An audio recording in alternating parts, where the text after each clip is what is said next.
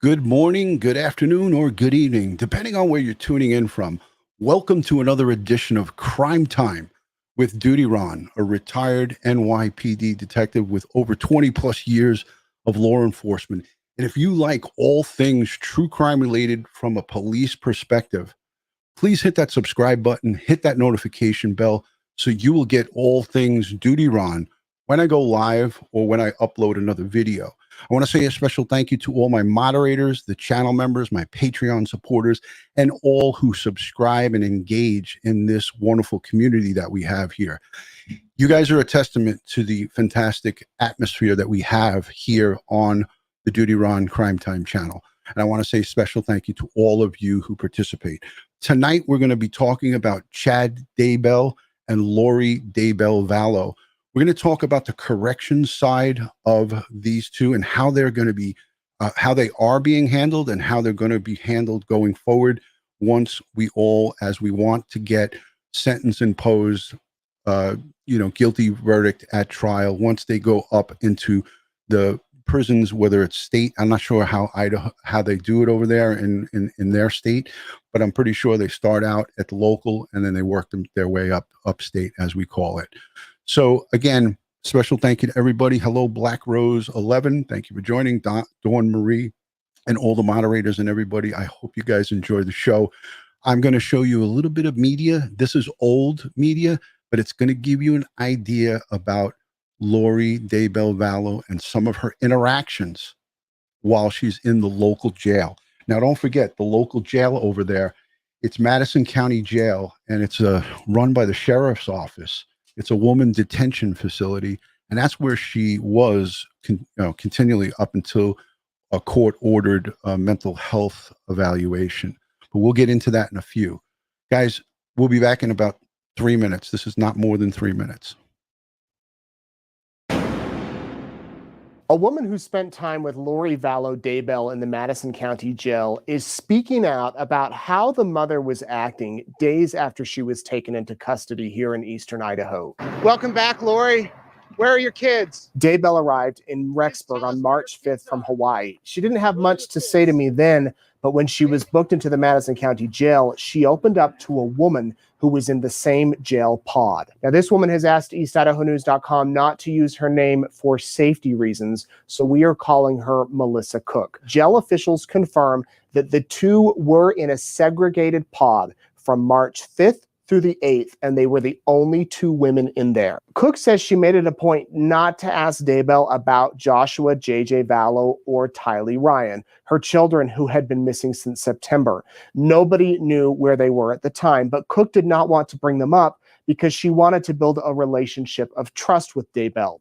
Cook says Daybell was always upbeat and friendly. She never showed any sign of heartbreak, never cried, did not appear to be disappointed, and was glad that she was no longer incarcerated in Hawaii because she said that there were roaches in the facility in Hawaii and that the conditions were, quote, awful. Now, the day after Daybell was booked in Rexburg, she was scheduled for her initial court appearance in Madison County. You might remember media outlets from across the country were huddled outside and hundreds of people showed up. Daybell complained to Cook about her dry skin. She was worried about how she would look during the court proceedings. So Cook gave her some lotion, deodorant, and makeup she had purchased from the commissary. Now, many inmates also use Jolly Rancher candies and colored pencils for lipstick or eyeshadow. Cook says Daybell knew that this was a big deal and she was actually looking forward to it. When she returned to her jail cell hours later, she wanted Cook to watch the news with her. Actually, when it came on, she said, "Here it comes. Here's my story. Turn it up. Let's see what they say about me now." Now, at that point, the big issue was whether Daybell was going to be able to post $1 million bail. Cook says she was coming and going from her jail cell to meet with her attorneys constantly. And one time, Cook said, "Are you going to be able to post it today?" And Daybell responded by taking her hand from her head, rubbing it down her body and saying, "We'll see if all of this is worth $1 million. When Daybell was not with her attorneys, Cook says she was likely talking on the phone or having video chats with her son Colby or new husband Chad. Cook recalls her telling Colby to read the book of Job and saying that he would understand the challenges she was going through. Daybell said she was being tested like Job. At one point, she said, "Colby, just listen to me. Everyone wants to know what's going on, but it's none of their business. God doesn't judge me, and they shouldn't judge me. The prophet says to stay off social media, so don't go on there." Cook describes Daybell's calls with Chad, her husband, as, quote, nauseating. She said that Lori Daybell wanted attention and affection and reassurance from her husband that he loved her, and she always made sure that she looked good if they were communicating. Daybell never spoke to Cook about religion, but spent her free time reading scriptures and praying. And all along, Cook believed that her children really were alive. She said that she thought Chad and Lori had taken them to a polygamy compound while she and Chad decided to start a new life together in Hawaii. Well, after 4 days, deputies came and took Cook from the segregated portion of the jail to another part of the facility so that Daybell could be in isolation. Later, Cook went to another facility, and when she was released last month, she actually texted Lori Daybell to see how she was doing, and Daybell responded. Daybell said, "How are you doing? I've been praying for you. I'd love to visit with you.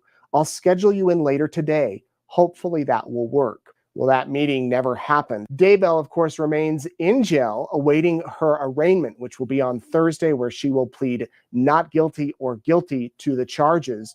As for Cook, she says she'll always remember something that Daybell repeatedly said in jail, and that was, everything has a purpose.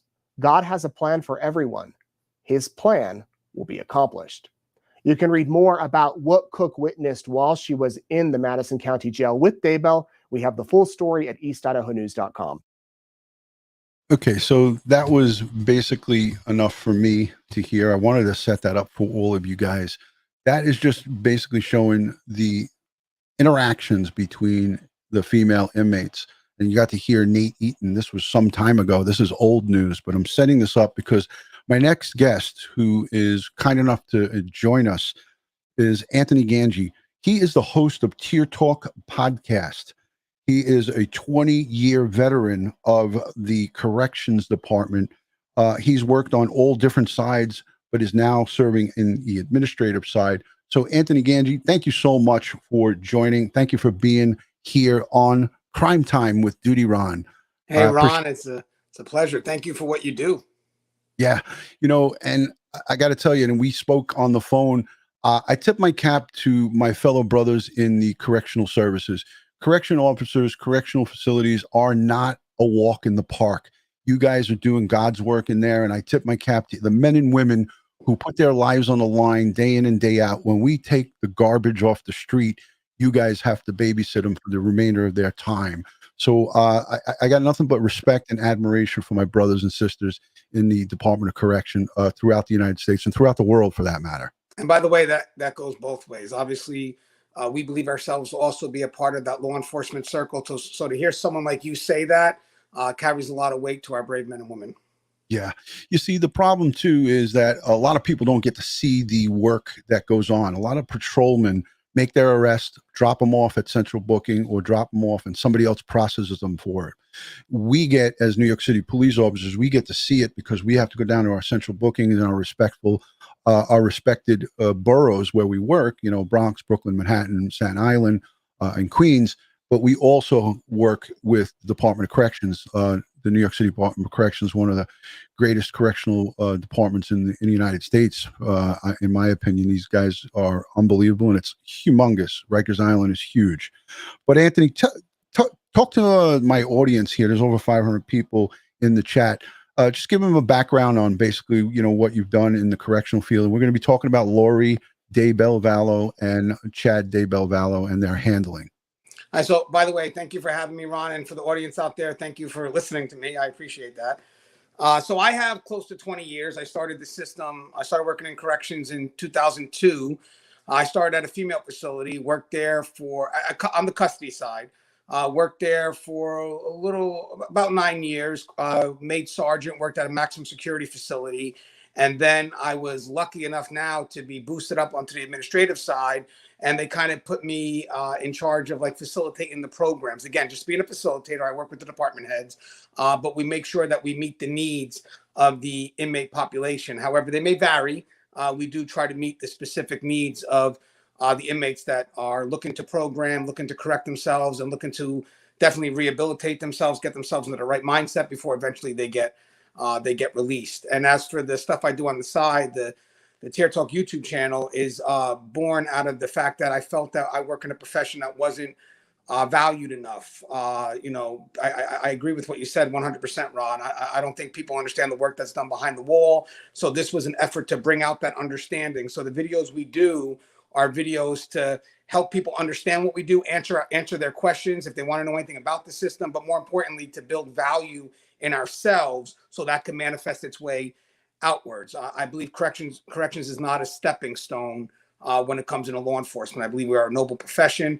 And what's great about it is what I have done has given me a chance to speak on a lot of national platforms, from CNN to Fox News, and now your show, Dutyron. So I've been privileged. Anthony, it's an honor to have you on here. You've done a lot of great work for your fellow brothers and sisters, and I've only been following you just for about a week now. Subscribe to your channel. I have it up here. I encourage everybody not to go now. Don't leave this live stream. 600 folks staying here on this live stream, but I will link Anthony's YouTube channel. It's Tear Talk with Anthony Gangi. He has a tremendous amount of professionals that come on. We are going to get into Chad Daybell and Lori Vallow. We're going to talk about every aspect and all the questions that you guys have. If you hang around to the end of this live stream, we are going to get into a Q&A with Anthony and some of the professional guests that we have coming on. Anthony, I want to introduce our next guest. She is a colleague and a good friend of yours. She's spent a great deal of her time in the, looks like the health and mental health aspect of the criminal justice system here on the correction side. Her name is Connie Eileen. She is an author as well as Anthony. And Anthony, I did forget to talk about your book, but we're not going to forget about that. I'm going to put that up at the end. Connie is running the Civilian Correction Academy. She's doing some great stuff. I want to just welcome her to the live stream because we're going to talk about Lori Daybell Vallow's current mental health and condition. Thank you so much, Connie, for joining the live stream. It's a pleasure to have you. Thank you so much for having me. I'm glad to be here. Certainly hearing about this, I was automatically intrigued. So I look forward to having this dialogue. Yeah, there's so many folks out there, Connie, that do not understand or have a good understanding, like layman's terms, of what goes on behind the scenes for screening of potential inmates. I call them customers coming into the system. We have these two that we're talking about are high profile because of their news media coverage and the heinous crimes that they're accused of. And there's so many people that have lots and lots of questions. I'm going to talk a little bit with Anthony, but can you please just give our audience a little bit of your background? Because I'm not really good at reading bios, even though you sent it to me, but I'd like you to tell them what you've done in your career. Sure, absolutely. So I started out on Rikers Island in 2000 as a discharge planner and began managing the Brad H. stipulation agreement, where we had mentally ill inmates who were being court mandated for discharge planning services, transitional services, mental health services. So my plan was to be on Rikers for a year. I ended up staying there for 10 years. I got promoted along the way, became a health services manager, and then decided I wanted to try something different. So I transitioned into Connecticut Department of Corrections as a health services administrator for the Hartford jail, and then later for the women's prison. So a year at the Hartford jail, and then another 4 years in the York Correctional Prison in Niantic, Connecticut. So having that state perspective as well as the jail perspective is what I bring to the table. And being a civilian in this sort of paramilitary environment really gives me a different insight into what's going on behind the wall and how we can best support not only the population as they're going through their situations, but also how we partner with corrections to really make it as strong as we can, because the last thing we need to do is be divided. Right. And Connie, awesome. What an awesome career you got going on there. Here is the Civilian Corrections Academy. let's just talk briefly about how you got into this and what benefits this has for the civilians that work within the correctional institution. It is challenging. There's many challenges that go on with it. But just talk a little bit, if you can, for the audience, and then we're going to get into the Chad Daybell and Lori Vallow case. But I just want everyone to get a little bit of background on the Civilians Correction Academy. Sure. So the Civilian Corrections Academy was birthed out of the fact that I was that civilian. I started on Rikers in 2000, and I didn't go through an academy training. A lot of stuff was trial by fire, and I learned a lot from the officers around me. They would kind of just pull me up. I was in my early 20s. I didn't know anything from anything. And so I think I had just the blessing of having good people around me. But in hindsight, what I could think of is all the things that could possibly have gone wrong. The many ways I could have been targeted and manipulated by an inmate. The fact that there's so much about corrections and about the population that I didn't know. And I feel like, there are many civilians who come into their roles thinking, I'm just going to be the nurse, I'm going to be the doctor, I'm going to be, the maintenance person. And they don't really understand the psychological dangers that lie behind the wall. And so the intention of the academy is really to provide training to non-uniformed employees who don't have a law enforcement background, who don't really know how to engage with the population, who might not understand contraband and understand their role in mitigating some of the risks to the institution. So that's really what the academy was set up to do. Fantastic. I love it. I mean, this is all about safety of your fellow brothers and sisters who are employed within these facilities, which are very, very dangerous places. I want to say special thank you to the super chatters. Thank you for the police off the cuff for the $10 super sticker. Thank you to Trudy, the astrologer, for the super sticker as well. And a special thank you to Miss Tammy for the super sticker. Thank you for your support. It's through your support that this channel is able to do some of the great things and have some of the wonderful guests that we have on here and help victims of crime, which we do throughout the course of time. Connie, thank you for that brief overview. And I'm going to start, I'm going to basically start with asking a couple of questions in regards. And I know, Connie, now that I have you on, I'm going to ask you first before I ask Anthony this. Tammy Daybell is accused of murder in the first degree of both of her children and conspiracy to commit murder in the first degree of her now husband, Chad Daybell's first wife. These are serious charges. She entered into this criminal justice system of sound mind and body, but it just now all of a sudden seems that she is talking a little bit crazy to her attorney, and he and the courts and the judge requested mental health evaluation. Talk about some of the screening that you see for over the course of your time and your fellow colleagues of potential prisoners that come into the jail awaiting trial. Talk about what type of screening and things of that nature for the audience to let them know what goes on for that type of process. Sure. So screening is pretty much a streamlined process. Anyone who comes into a facility, they come through intake, they have a medical and mental health screening. Within both of those screenings, the intention is for us to gather as much psychosocial history, family history, medication history, any mental health history, and really take note of what they're currently presenting or how they're currently presenting. Are they of reasonable or sound mind? Are they answering questions in a way that's logical? We really are assessing what this person or how this person is coming into the facility. Are they under the influence of anything, whether it's prescribed meds or illegal substances?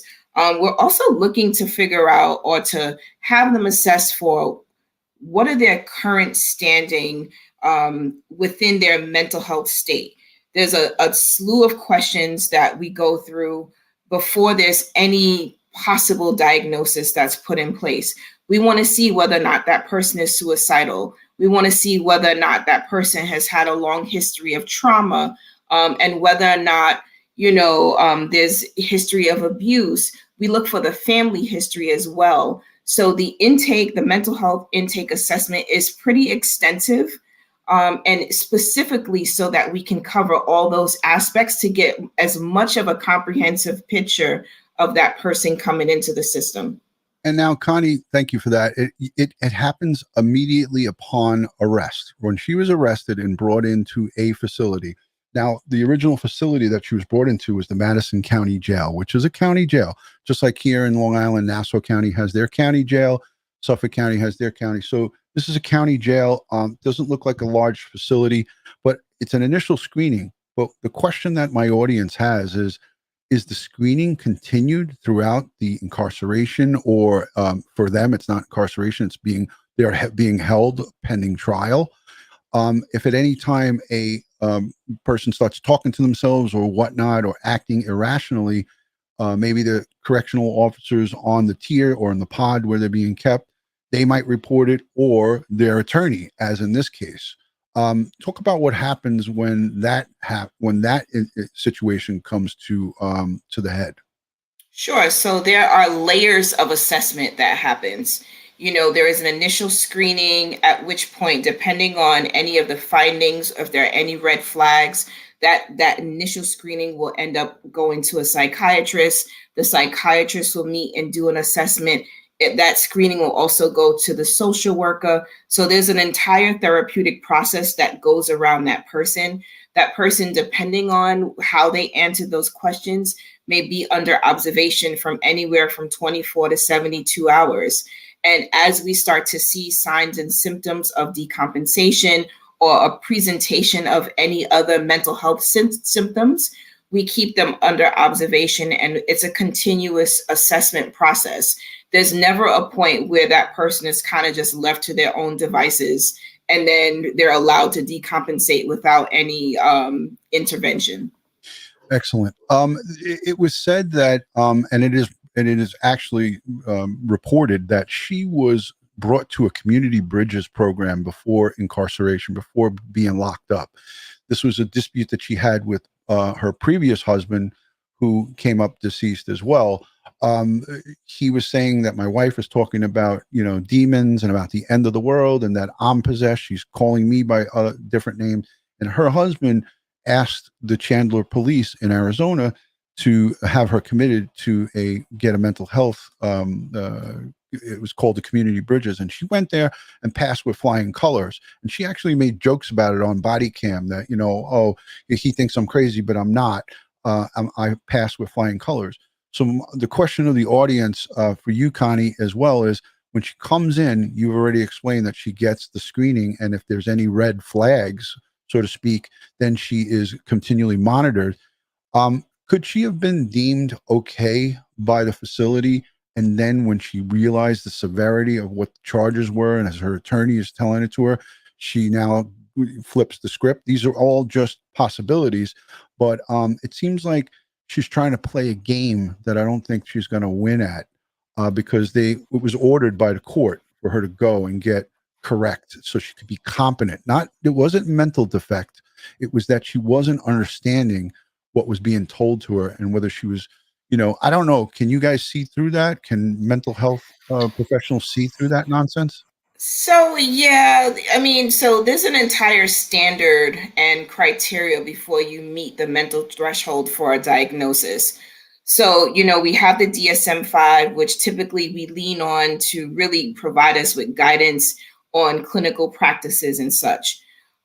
There's only for a short period of time that anyone is going to be able to malinger or consistently keep up a certain behavior pattern in order to be deemed mentally incompetent or incapacitated or having a mental defect, right? Because ultimately, for the mental health professionals that are assessing her, they're going to be able to see through that, right?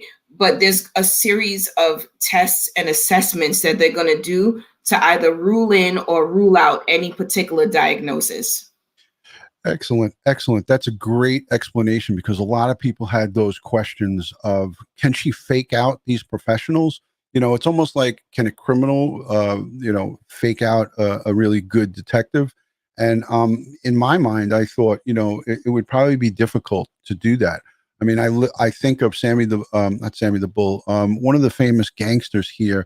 I think I don't remember his name, but he used to walk around Greenwich Village with his pajamas on all day long. I forgot his name, but he faked his mental capacity, and they saw right through him. But he kept that up for quite a while. But let me go and add Anthony back on to talk about a little bit of corrections in custody. So Anthony, thank you so much for coming on in, and thank you for being patient.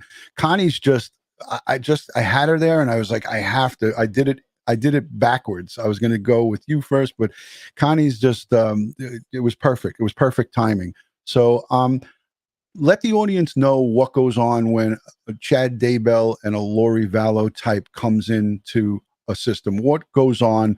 What happens with them? Talk about some of the things, like there was people talking, why isn't he wearing his wedding band? Why isn't she wearing her wedding ring? So just talk about what some of the procedures are when someone comes into custody. Yeah, I also want to, from the management side, to compliment what Connie said. By the way, me and Connie know each other very well. Obviously, we partner up on what we do.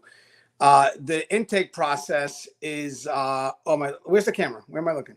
You're good. Straight ahead. You're good. The intake process, actually, what's great about it is that also on the management side, we're also involved in making sure that the intake process is complete. So sometimes we also ask questions that break away mental health from what could be seen as a normal routine. Sometimes we could have people that are complacent, that just are going through the motions. Mm-hmm. And sometimes we may ask certain questions that could be signs that they miss. So I would also like to think that there is a great working relationship between mental health, administration, and custody, because I believe a lot of the bulk information that comes after intake comes from the custody and the program professionals who are now overseeing that inmate, especially now dealing with the behavior in which, so you may have an inmate that may have been able to play some game at the beginning, but eventually maybe you'll start seeing some characteristics in which custody may be able, with that good connection to mental health, notify mental health, hey, looks like this inmate's a little erratic, whatever it is, and that partnership will then help us get a true diagnosis of what that inmate may have. But the key here definitely is a working relationship between custody, the mental health providers, and also the higher level, administrative level, which can give both the resources that they need to make sure we're dealing with the inmate in the proper way, making it effective. Excellent. Now, I had questions of, folks were sending stuff into Dutyron.com. What's on a lot of people's minds is what goes on with once these guys are booked in. Now, talk about like a standard routine of like, say, a prisoner that has to go to court. All of their moves, as I think most would know here, are controlled, right? We have a count that goes on a couple of times during the day. We have, the essentials. They're not like here. They talked about in this video about she was so concerned about having lipstick and getting her makeup. What do inmates get on the female side? Are they able to get, their Revlon cosmetics and all of their stuff? I think these guys are laughing, but these are real questions that some of my audience, my fans. Could I mention and say it depends on the lawyer? Because so technically, obviously, we're entering a very controlled environment, right? So right. The stuff that inmates have access to also have to be controlled, because at any point, the more stuff that we allow in, the more risk there is for contraband to enter the facility. So a lot of people may see what we do as being harsh and limiting the inmates' rights or privileges, but they're universal precaution measures, because once you allow something in, what the public may not realize is that there could be an intent for it to be misused. Right. So us, especially on the custody side, is always, we're kind of looking for the wolf. I know it sounds harsh, but it's the truth. A lot of times people want to make a good effort to do something for the inmates that are behind the wall. And I get the good effort. I get it. But having said that, when you don't filter it through people that know how that effort could be misused, you could wind up jeopardizing the integrity or safety of the facility, the workers, the other inmates. So right off the bat, an inmate that comes into the system, or someone that's entering the system for pretrial or whatever it is to get ready for their court, it's going to be a very structured routine. I mean, technically, it depends on the county. There should be some procedure where the inmate is properly stripped and checked for contraband. Some procedure where they're evaluated to make sure they're not a threat to themselves, a threat to others. If, by the way, when an inmate comes in on, let's say, Friday night to Monday morning, Connie could even back this up, is we don't have a lot of professional staff like mental health and stuff available. So if there are some signs, we don't even have classification possibly available. So most likely the inmate could be put in some holding area until we can find out a little bit more. Classification process, classification department can come in and make sure that the inmate is properly housed, make sure that there's no concerns like gangs, whatever it is. There's a process. Okay. Gotcha. Anthony and Connie, here's another thing too. We always see with these high profile major charges, when you have these murder first degrees and you have folks that are, in the public eye, that's nationally and internationally spoken about on court TV and, all of this stuff that goes all over the place. We always hear about these folks being put in PC, right? Protective custody.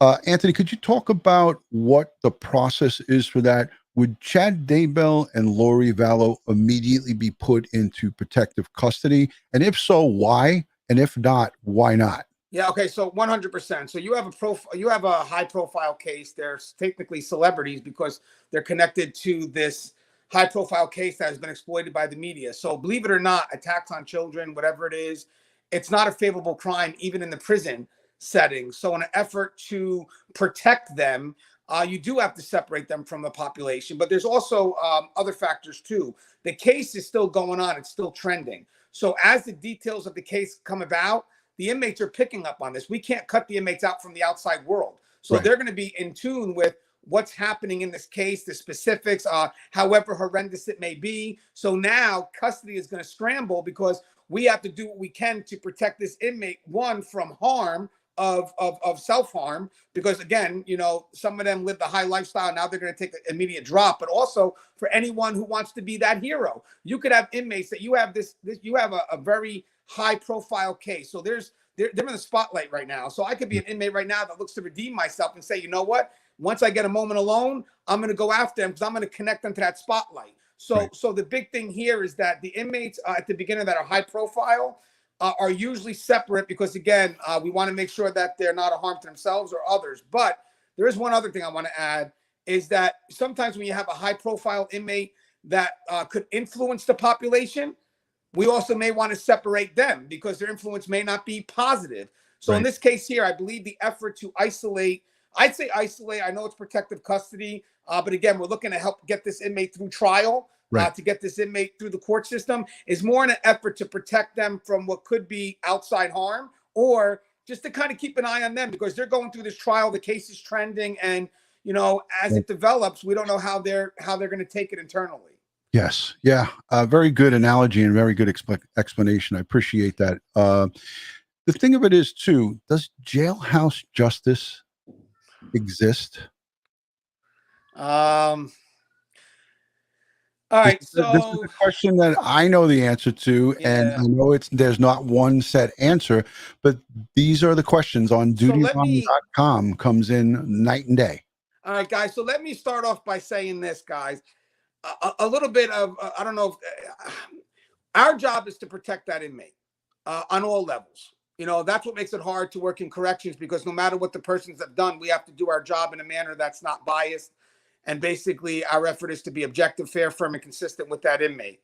So with that said, that's why the inmate would be put in PC because there could be that effort from the population to redeem themselves and basically, commit to jailhouse justice. So because we know that still exists and because of the popularity of the case, which adds to that and emphasizes on the risk, I would definitely say that's what becomes a priority for us. Protect the inmate from what could be perceived as jailhouse justice. Yes. Right. So, again, I asked that question. I wasn't trying to be funny or facetious with you. It is something that people want to know because, when you see these folks who are accused, now we know everyone's innocent until proven guilty. We all have a right afforded to us under the Constitution. And I get it. I get that. But when you have some scumbag, all right, hold on. I got to when you have some Ed. Um, when you have somebody that is committed such a heinous crime, these two brutally are accused of brutally murdering and burying her children in a pet cemetery in the back of his house. She's also accused of maybe potentially murdering 5 more people who they haven't even been charged with yet. So people just seem to that don't agree with their ways and thinking seem to just die mysteriously. So when folks are engaged in this kind of true crime case, they all hope and pray for some type of jailhouse justice. Now, I know that, like you just said, corrections, it's your part, and the part of the job is to house these really bad people and provide them with protection and 3 square meals and health care. If they go sick, Connie comes in, her folks come on in, and they provide medical attention. And that's one of the sticking points that people hate to see. They're like, but what are we going to do? You can't just put them in a hole and let them just rot. At the end of the day, we have to do this humanely. So at the end of it all, folks do have those questions. And I had to ask that because that was a real big sticking point. I got like 50 redundant questions about jailhouse justice. Hey, Ron, would I be able to add something up? Because you mentioned a point that to me, I was wondering if I can add something. And thank you for bringing up this point. I don't know if you may have realized it. The media adds to the dilemma of protecting this inmate, because the more that this case gets attention and us not being able to eliminate that outside world for those inmates, again, newspaper families, news, whatever it is, once the details start to get out, and maybe when the inmate first gets in, they start to try to minimize what they've done amongst the population so it's not looked as severe. But then all of a sudden, when the inmates are watching the news, they find out reality because the media is putting it out there. It's the media that kind of forces us to put that inmate into PC, because now they're putting the information out there. Now we have to protect that inmate because, again, if the crime is heinous, you have an attack on 2 kids, which is obviously not favorable even in the inmate setting, because it's you're attacking vulnerable people. So having said that, when the media goes to exploit that, the prison system or the jail system now has to scramble.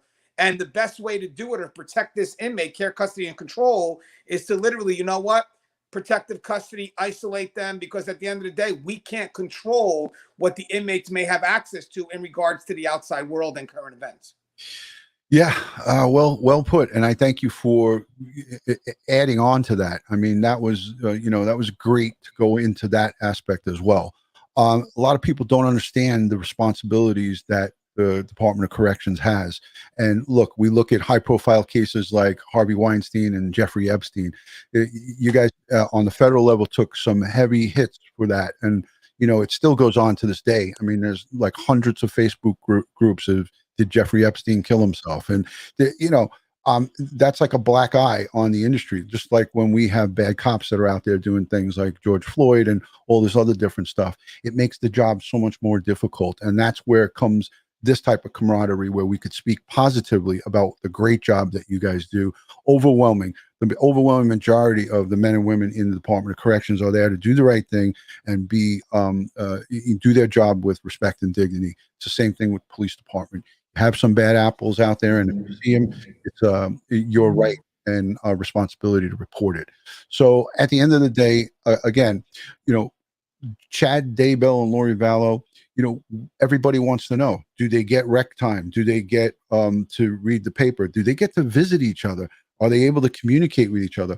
There was some talk that her attorney was asking the courthouse and through the courthouse for the Madison County Jail to let her have a private cell phone that she can only communicate with her attorney. Denied. But that's how crazy this case has gotten. And that's what's gotten everyone in a tizzy, because people are like, what the going on here? Are they really trying to slip her a cell phone where she can only call her attorney and whisper sweet nothings to her attorney?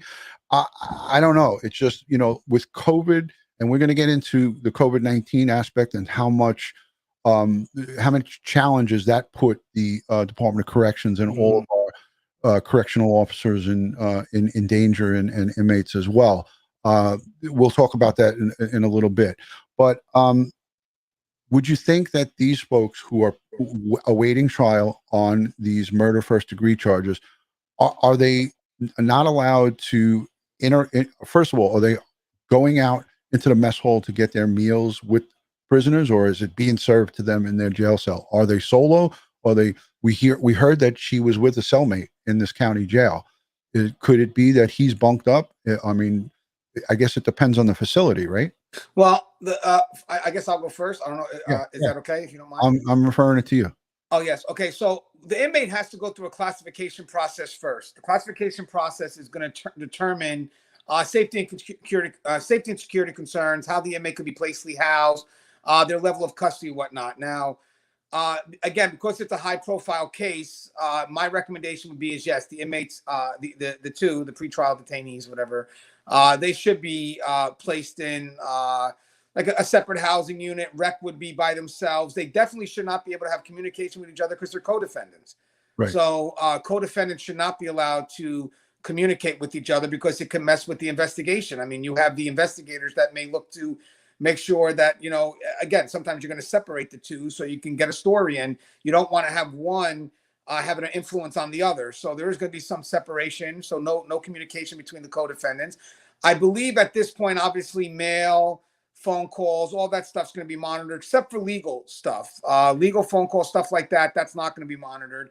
The inmates are going to have access at this point. Remember, they're preparing for their case, so the jail is going to have to do whatever they can to make sure that the inmate is afforded all opportunities, including with their lawyers. So even if it was, again, I want to touch on something real quick, and I know you said we'll explore it a little bit, but even during COVID time, a lot of the courts had shut down, so we had to facilitate video teleconferencing. A lot of facilities up the technology to make sure that we can keep the person connected to the courts. But one thing we will not do, and which we'll be held responsible for, is denying the inmate the right, not the privilege, the right to make sure that their case can be handled effectively. So again, the court cases, whatever it is, they got to get done, the meetings with their lawyers.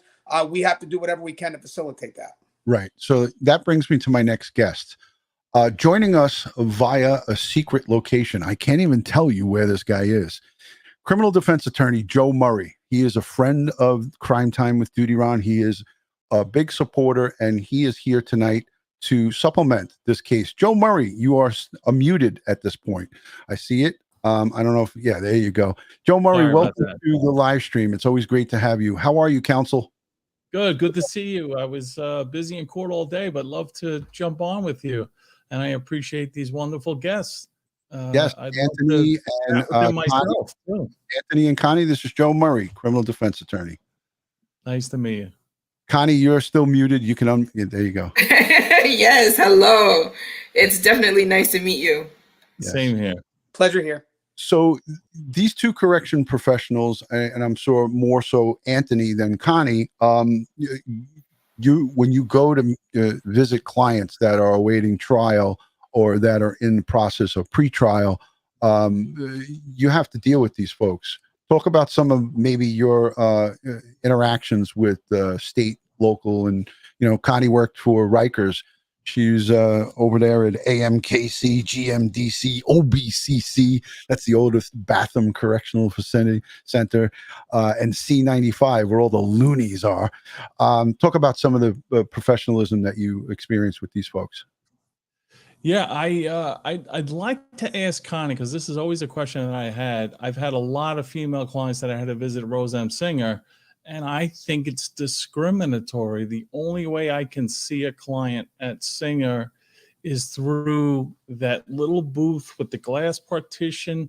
It causes you to have to speak louder. It makes it less confidential and impersonal. Where I can sit in the other facilities, I could sit at a table with my client in a booth by himself, share documents. Why is that allowed? Why is that discriminatory practice allowed? I'll let you take that, Connie. I'm not quite sure. I mean, one thing that I think about is, do they feel that the female population is more at risk to some sort of PREA violation? Possibly, I don't know. I could imagine if that's the standard practice for all visits with female inmates, then it's the standard. But I'm not really sure where that standard would have come from, unless there was some sort You of know what I'm safety and talking about, security though, right? breach. Yes, I do. Yeah, because it's just so annoying that I have this thick glass like I'm at a bank, and I Yeah. get the feed documents underneath where I could sit at a table and talk to my clients, share documents, and read things together with male clients. So it just bugged me, and I figured you'd be the perfect person to ask. Yeah. So, I think, there could have been some sort of safety and security breach at a point in time. And sometimes they implement sort of preventative things that have long-term impact. And I think it's not until people start to speak up and say how disruptive that particular, introduction of whatever is, that they'll actually take a look at it and reconsider. But if no one says anything, they just kind of ride with it. Here's the answer that I have to give you for that. I love to fight. I love to fight the system, especially when I see wrongs like that. But when I say that to my client, what do you think their reaction is? No, don't get me in trouble. Don't mention my name. Don't use me as the guinea pig, So unfortunately, that's why it remains. You're right. It has to be, someone has to speak out about it. And but without a plaintiff to bring an action like that, it's very difficult. But I understand it. They're worried about retaliation. For sure. And I mean, I think, at Rikers, there's just so much going on. Like, they've got so many big fish to fry when you think about just the grand scheme of everything that the inmates are experiencing, the staff are experiencing. I think there's going to have to be a really loud bang in order for someone to address the petition in the visit area. Hey, Joe, I wanted to chime in quickly as you're speaking to Connie here. What's your take on Mr. Means making these outlandish requests? I think they are. I know you're not going to think they are. Objection, move to strike the word outlandish. Counsel, prejudicial. It's my show. Go f yourself. With all due respect. Wait a minute. Am I allowed to say go f yourself with all due respect? But seriously, Joe, the Mr. Means has asked the court to have unadulterated access to his client while she gets her correction treatment. Let's call it correction treatment, to get her right for trial. He made several requests to say, be able to ask for the medications, and I know that's for her defense, obviously, the medications that she is about to get, and give approval. I've never heard of this before, and correct me if I'm wrong, but let me finish. He asked the court to allow him to approve medications or get notification of medications before she takes them, and also wants to be able to go into this mental institution or mental health. Okay, let me be politically correct about that. This mental health institution, he wants to be able to go in there at any time and visit with her. And there's other things that I won't get into. What's your thoughts on that, Joe? Is that reasonable, or is that something that a criminal defense attorney would do? Well, what I would say to that is I appreciate good lawyering. We as defense attorneys have an obligation to zealously represent our clients and protect their interests. And it cannot be at a more critical time than when a client has been declared incompetent and now the state is imposing their will on her. So this is at its zenith, where a lawyer should be yelling and screaming to have as much access and decision-making process afforded to them, because their client can't. Now, when you talk about medical treatment, there's something in the law called informed consent. You can decline medical treatment, but there are factors that the court will weigh. If you're a danger to yourself or others, they can forcefully medicate you. But Joe, can she give him authority to be her healthcare proxy? Or, I mean, with all the HIPAA laws and everything that's out there, it's a very good question. There's a dark area here, because he is her attorney. He is her attorney. Man. It's a little creepy. I don't know. It just doesn't seem right. what I'm saying is the fact that she's been declared incompetent, it really makes a decision making for her to be challenged. So just Where take does it the out of line this get drawn? forum. Where does the Put it line in a get civil forum. Let's just say my mom has been declared incompetent, and I go to her and I say, listen, Mom, I need that $1 million that you promised me, and I need you to sign this document. That would not be upheld because she's been declared incompetent to make that decision. So all of these decisions that she's now having to make are kind of up in the air. Her attorney, in fact, has to stand up for her. But wouldn't that be So, her family's decision, not her defense attorney? no, this has I to don't do, know. I this don't is know if the I'm off scope base of here. his representation. This is why he's representing her, to protect her interests at every process. So, and the law recognizes that. And I'll bring this up. I looked it up because I'm a New York lawyer and I wanted to just find Idaho law. So section 18-212, determination of fitness of a defendant to proceed. And it talks about exactly what she's going through, that she's been institutionalized. They have the 90 days to try to provide her care and treatment to render her fit, and then 180 days after that. Now, there's another section in the law, 19-852, right to counsel of indigent person.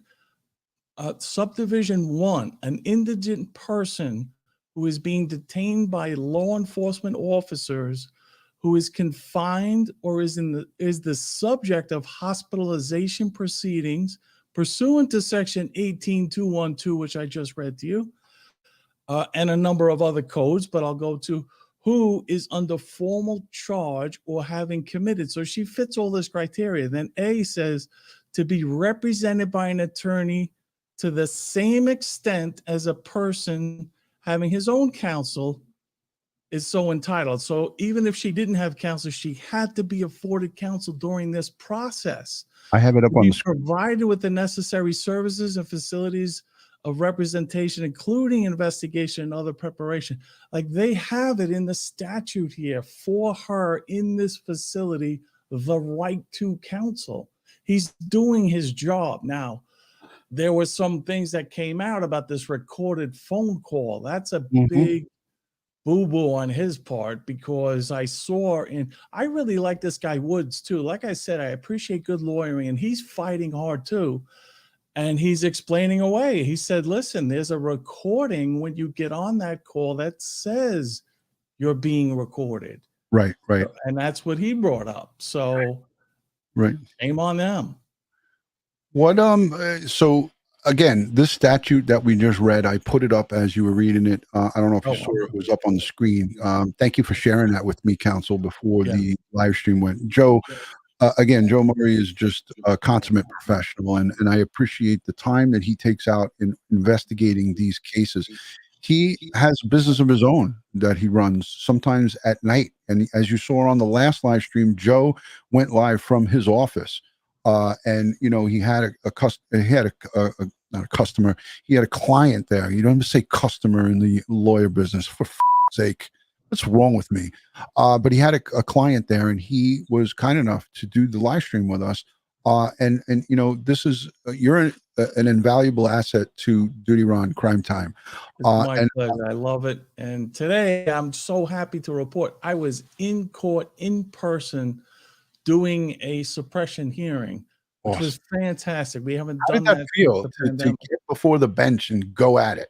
You know, I spent more time saying hello to everyone and shaking hands and walking around. It was just so nice to be back in court. You know, there's nothing like it. These virtual appearances, you lose the human element. Yeah, I agree. Joe. Let me bring back Anthony on, because I know he's itching to just jump in here. Anthony, I love him. I remember you were referring. All right.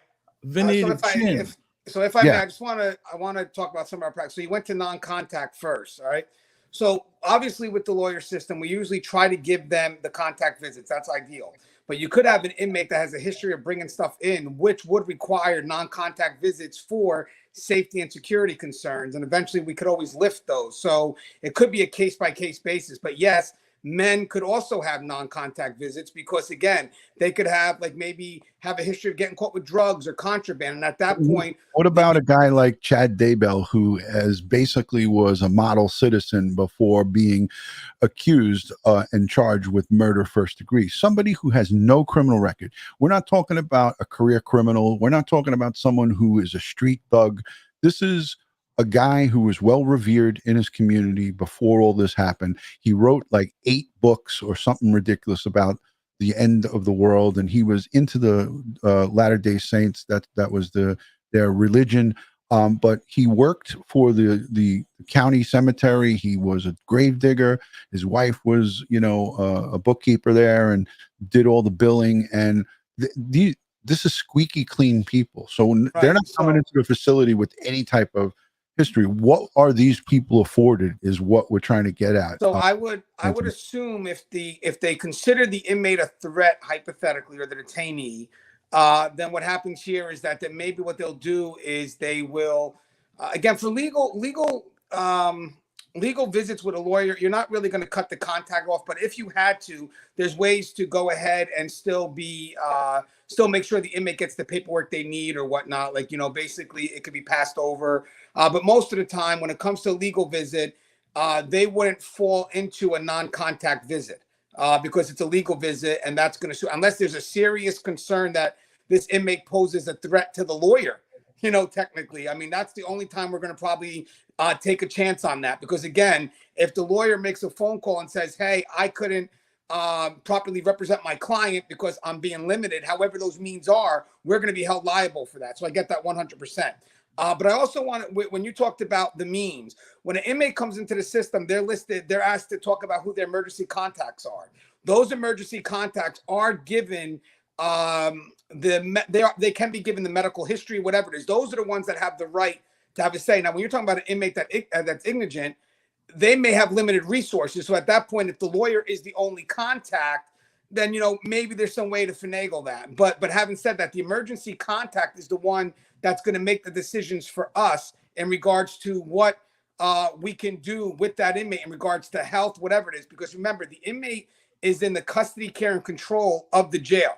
So if we can't get assistance, or if the family is against something that the facility wants to do, especially if it's the emergency contact when the inmate is not able to talk for themselves, then we will go ahead and make sure of where the conflict is and make sure that we cannot do anything, because at this point, the emergency contact has kind of tied our hands, but they're the ones that they're the ones that we can go to deal with those medical concerns. The lawyer is not someone we can go to unless there's something that can come up later on that gives the lawyer that right to do so.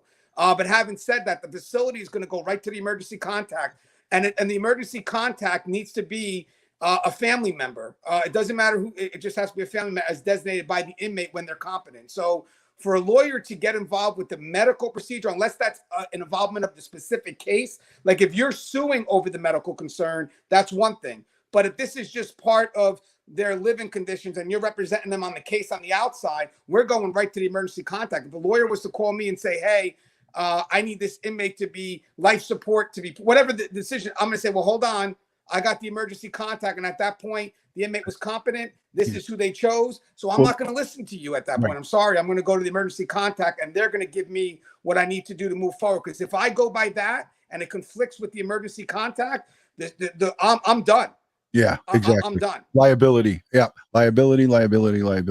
Thank you, Anthony. Absolutely correct. And right. And I wouldn't even try to intercede in that context. But when you're representing a person in a 730 exam or something that we use here, you have a right to advocate on behalf of your client. Yeah. Right. So the only thing I would add to that, I agree 100% because it's related to the case. Right. You need that because it's standing for the competency of the case. But if it went towards what the inmate needed for treatment and stuff like that, that's also going to push on to the emergency contact. So there's a bit of a line there in which it only becomes a concern if there's a conflict between what the emergency contact would want and what you would want. Right. Now What, there's a what bit of the an issue, issue and we're going here, to lead towards what, the EC. yeah, but what the issue is here is that her criminal defense attorney, Mr. Means, is now asking the judge to make a ruling on him being able to go into the mental health facility and visit. I guess mental health facilities shut it down when they're trying to get somebody mentally correct to come to stand trial.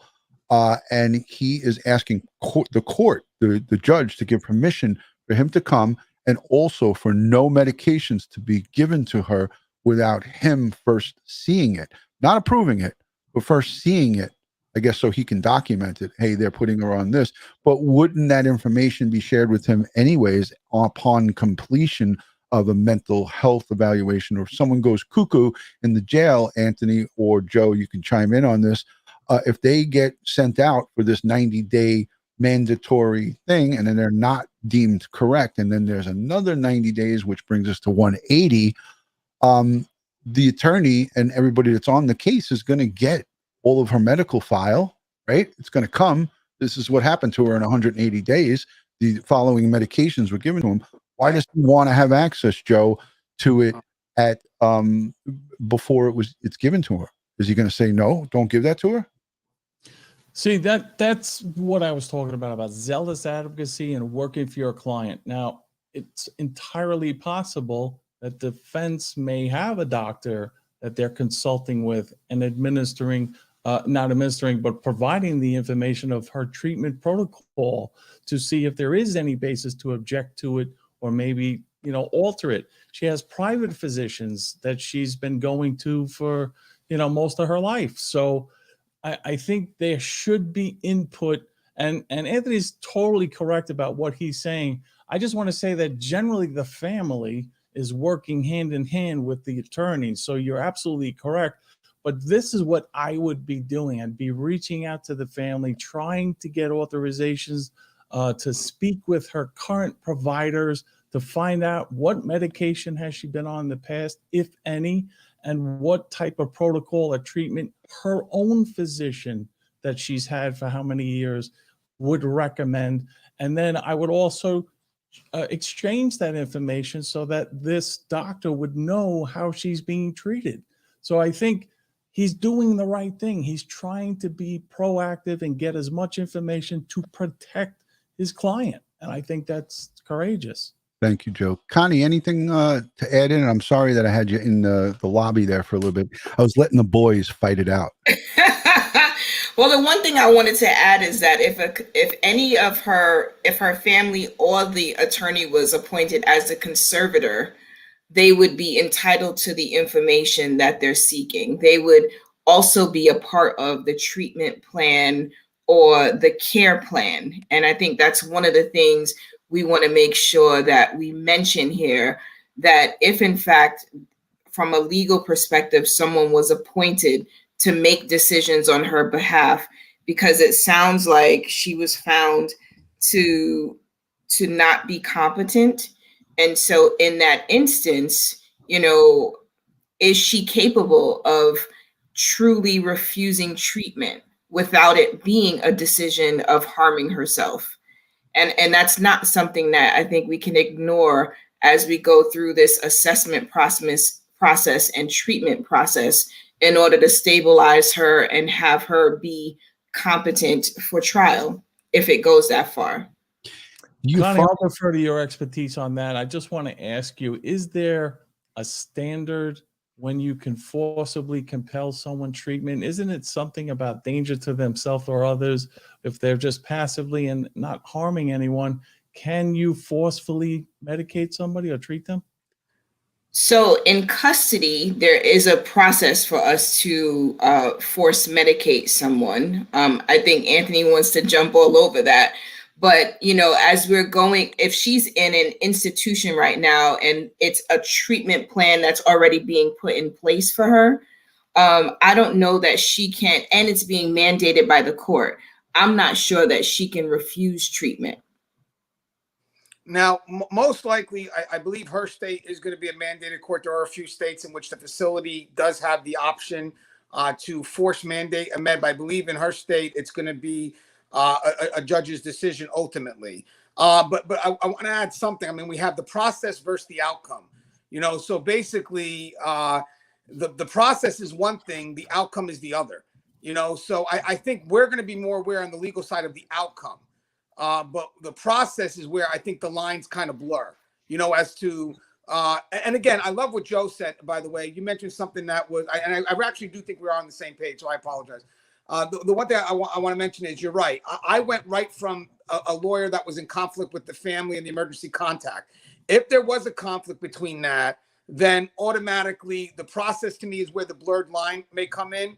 But if I was in that position and the family was on the side of the lawyer and this person is being seen as not stable, 100%, I have to lean on the emergency contact and an agreement with the lawyer and provide whatever needs to be provided. I mean, I'll make my higher level phone calls, but I have to. This person is but if it was just a lawyer in conflict with the family, I'm going to lean towards the emergency contact. But in your scenario, 100%, sir, I have to give it up because the lawyer is representing the family specifically for this.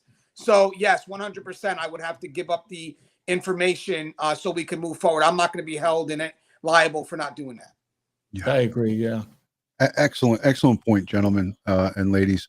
I just we're at the hour mark here. I want to say a special thank you to everybody in the chat. There's over 1,000 people watching right now on the live stream. So if you guys are new, let me know by saying new in the chat and let me know where you're watching, the city, state, or country. And I'd love at this point for myself and the panel to give you guys a warm welcome and say thank you for positively interacting here in this interactive, very, very educational, informative live stream. Again, too, I want to just say a special thank you to my moderators and everybody that's positively engaging here. You guys have a lot of questions. If you wait until the hour and 30-minute mark, we're going to go over your questions. I have a whole pile of them in the private chat, and I've made Connie and Anthony and Joe Murray, as we know, he does this all the time. They put their right hand up and they swore to answer all the questions. Haven't I done that with you, panel? I have done that with you. So we are speaking about Lori Daybell Vallow, Shallow Vallow, as I like to call her, and Chad Daybell. Their incarceration, they're being temporarily housed in the local lockup, as we like to call it, in the local jail. And the difference between a jail and a prison, Anthony, you want to take that? Yeah, it's usually the amount. So a person's either sentenced for a year or more. That would be the prison. If they're not sentenced or they're under a year, it's going to be a jail. Yeah, jail is also folks that are awaiting trial. They're being held in jail. They get sentenced. They still sit in jail. Rikers, you could stay there for up to a year, and then boop, you go upstate to a state place where they now call you a convict. That's no joke. I go up to Elmira or Sing Sing, and they'd be go, New York's here. They're here for convicts, so and so, and they'd be like, yeah, let these mother wait. we were like, wait, we made the count. Go yourself. Out here. Yeah.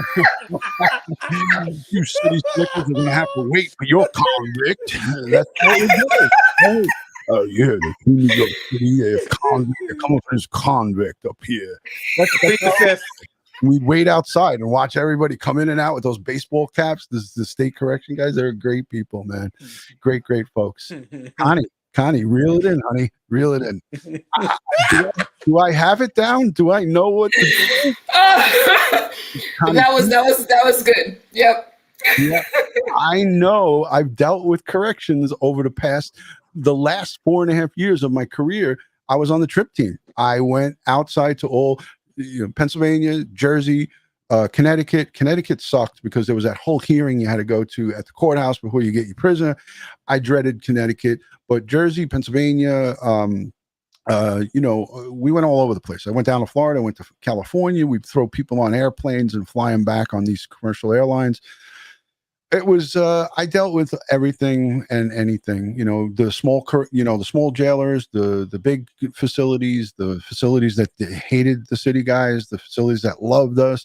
It was, somebody said South Jersey sucks. The only thing great about South Jersey is Atlantic City. Anyways, so lots of people chiming in. I see South Africa here, Australia, let me look at the chat and see where everyone's checking in. I'm going to scroll back. Queensland, Ron, can I Australia. ask you a question? There's a Suzanne Murray on the in the chat. I have a cousin Suzanne. I'm just wondering if that's her. I can't tell. Suzanne, if it's you, please let your cousin Joe know that you're okay by putting a 1 in the chat. If you need the police, put a number 2, and we'll send them right over. Hello, Layton, Utah. Fuzzy Doxy's checking in. Good to see you. I have to pay attention to my live chatters because they are awesome. Thank you so much. New London, Ontario, Canada. Thank you for being here. New Jennifer Nobles is here, laughing her, you know what, off. That's Bakersfield, California. Hello from Victoria, Australia. Put another prawn on the Barbie. I'll be right over. Who else is here? North Carolina, formerly from the Finger Lakes. Thank you, everybody, for being here. Emily Flolita, my very first, and it's Flotilia. I say Flolita, but she's my first channel member. And thank you. Thank you. Hello from Sweden. Good to see you. New Richburg, New York. Great to see you. Shallow Vallow. Everyone's laughing about that. Buffalo, New York. Cold as heck up there. You can keep that. I'm not interested, but welcome. New from South Shore, Massachusetts. Welcome. I love the people in Massachusetts. New from Silicon Valley, California. Thank you for joining. All right. I think we did a lot of shop talk here. Sandy Lee from North Carolina. Thank you. Joe, she didn't answer back, so I don't know what's going on. Okay, we'll figure it out. So, Connie, again, you know, you see them as they're coming in when they're worried, scared, all of the above. It's maybe a new process. Some people like these two that we're talking about, Lori Vallow and Chad Daybell, have never been arrested before. So you'll see, you know, housewives, fathers, cousins, aunts, kids, young, old, DWIs, never been arrested. What is the process? It's the same thing for the hardened criminals as it is for the new jacks, right? Yeah, it's the same process. The one thing that we do, particularly with new admissions, is that we really focus on the suicidality and the suicide risk assessment, particularly because with new people entering into the system, the shock to the system of being newly incarcerated is pretty significant. And so they are at higher risk of committing suicide, particularly in the early hours of coming into our system. But for the most part, everyone goes through the same process of assessment and evaluation. And we do our best to kind of get as much services surrounding those newly incarcerated folks because of that. Yeah, and it's important that people understand the liability that runs from the beginning of the intake, the interview at intake, going straight into where they're housed or they're temporarily held in the tiers, the pods. They're referred to a lot of different things in a lot of different facilities, but where they're housed, that file follows them. The commanding officer or whoever's in charge of that shift, the supervisor looks it over. I know, Anthony, you could talk about that a little bit more. And then during the counts, there, you know, I don't know if there's special attention or, you know, if these folks are in special areas that are the risk to the suicide risks, or maybe didn't answer all the questions right. You know, I know there's like a threshold for check boxes, right? You know, talk about the checks that are done. You know, we all know the high profile Jeffrey Epstein, that was supposed to be a constant check. And suicide risk, what's in place? We see those suicide vests. I forgot what they're called. They're like a rip away thing. Talk about the prevention tactics and measures that are put in place. Like the suicide gowns, the smocks. All right. So one thing is, at the jail, it's very important because this could be the first time they're ever seen for mental health concerns.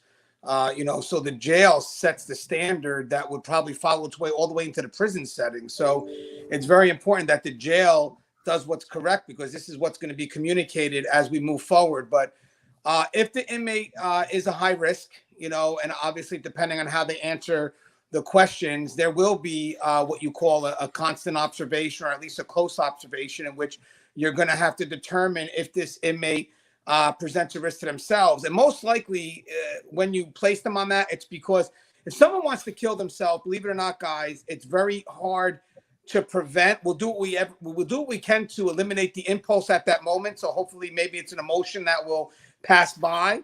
But eventually, if an inmate really wants to do it, they're going to find the means to do it. It's crazy how they can figure out the ways, but they can. But our job is to try to delay that impulse. So if Right. they're going through something emotional, we can put them in areas that can minimize the risk to eliminate the impulse, and hopefully the impulse passes.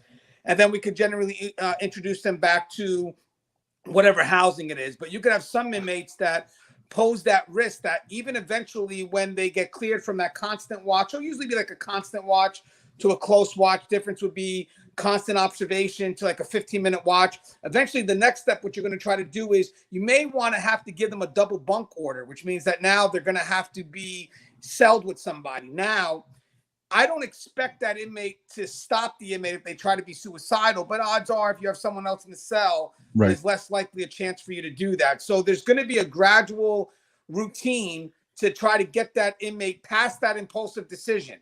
But Right. I will say one thing, though.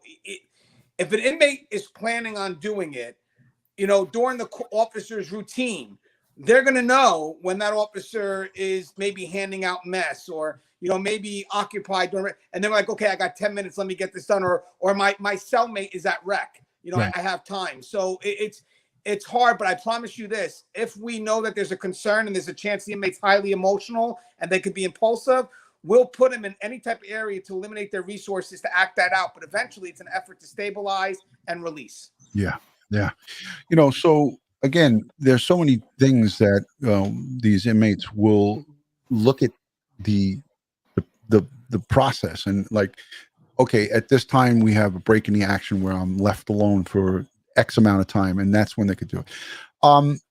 What we're concerned with is a lot of the questions that were coming in was the continuous requests in the beginning, and it's not happening now, but these two defendants, they are both being tried for the same crimes. Joe Murray, I don't know if you could chime in on this. What kind of communication do they have between each other, if any?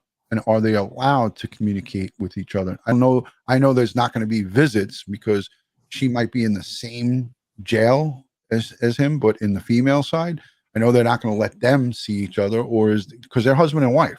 Do they get to communicate with each other, Joe? That's an interesting question, and I'm curious to hear what public opinion is of that.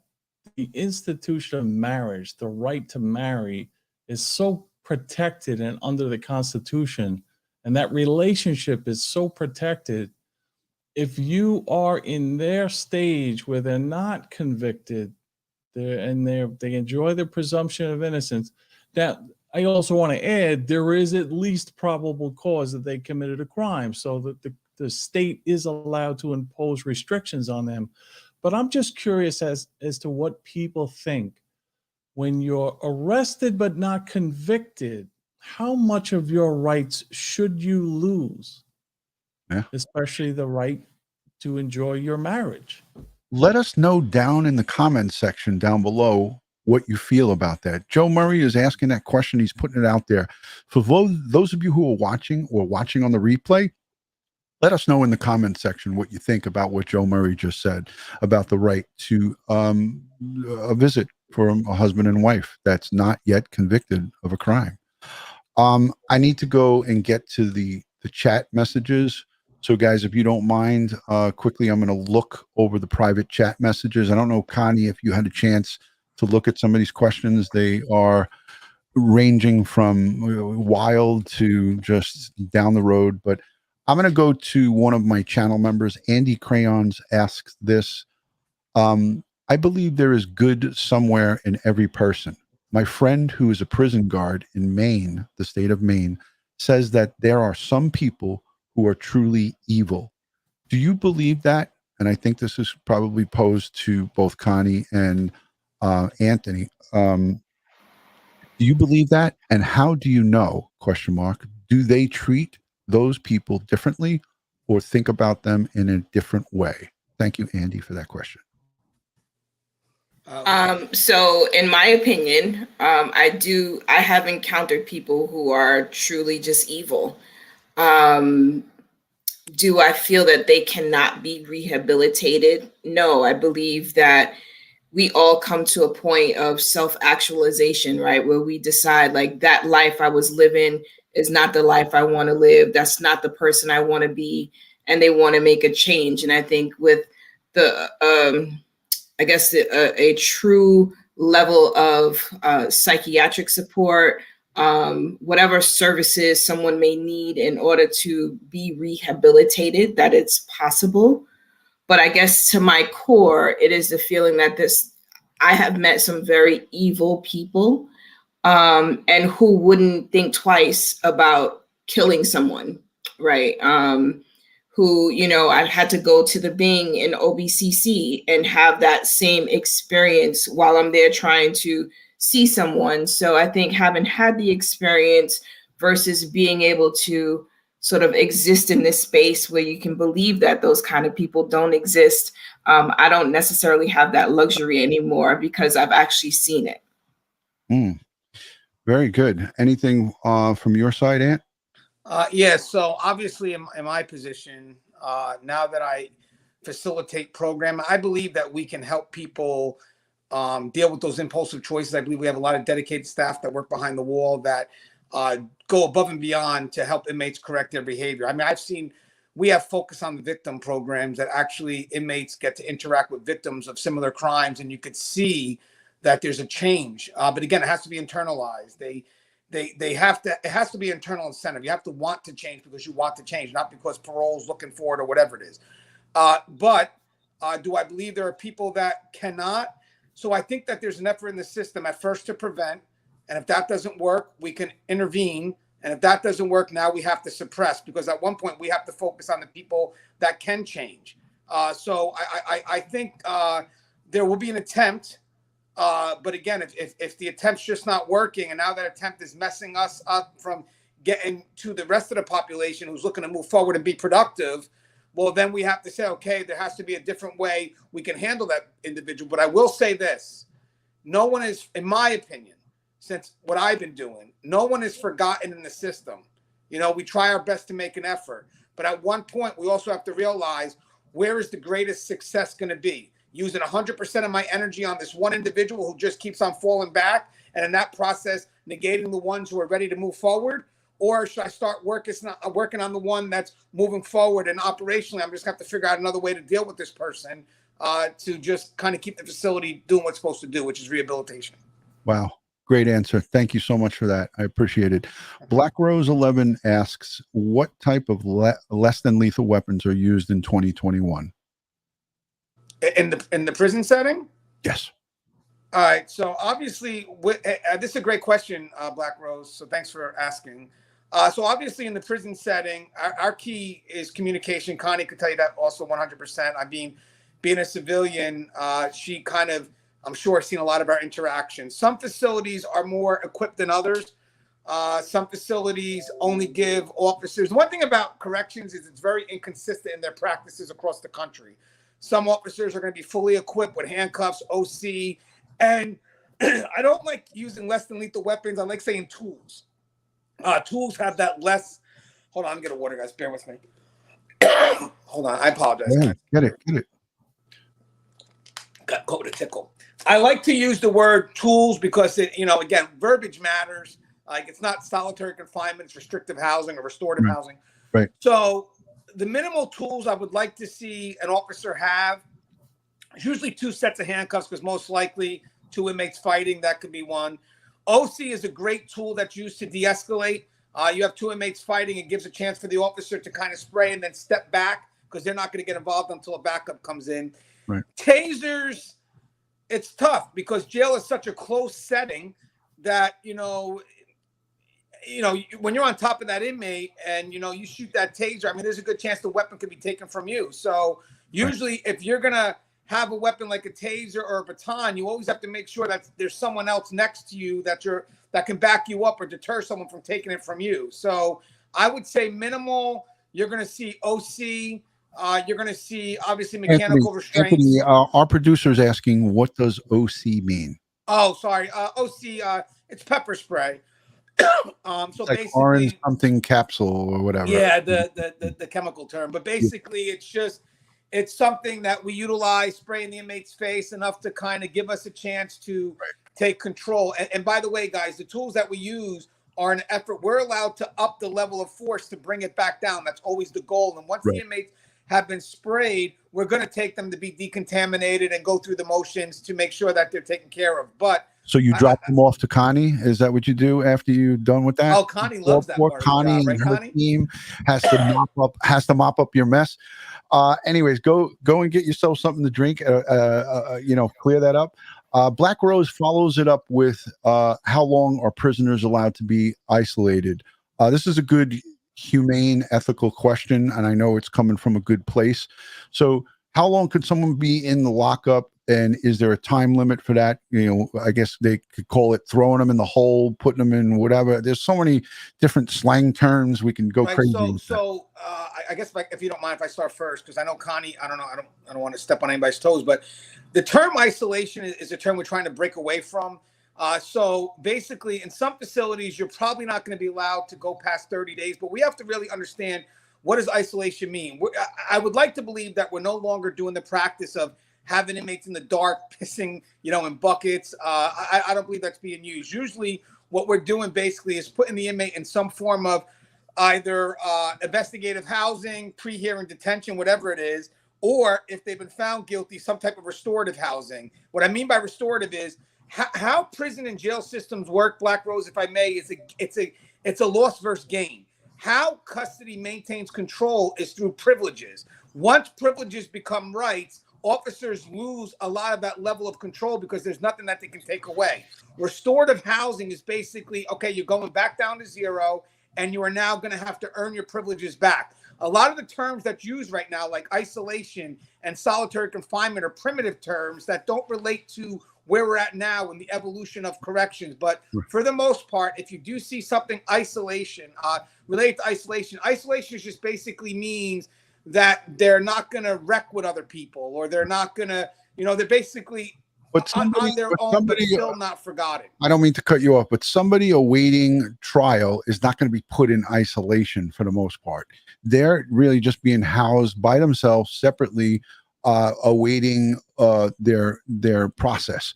So folks that are asking these questions, this is probably pertaining to people who are sentenced and put away for a little while. Right. So the term I like what you said before, Dutyron. So basically, I think people mix isolation with protective custody.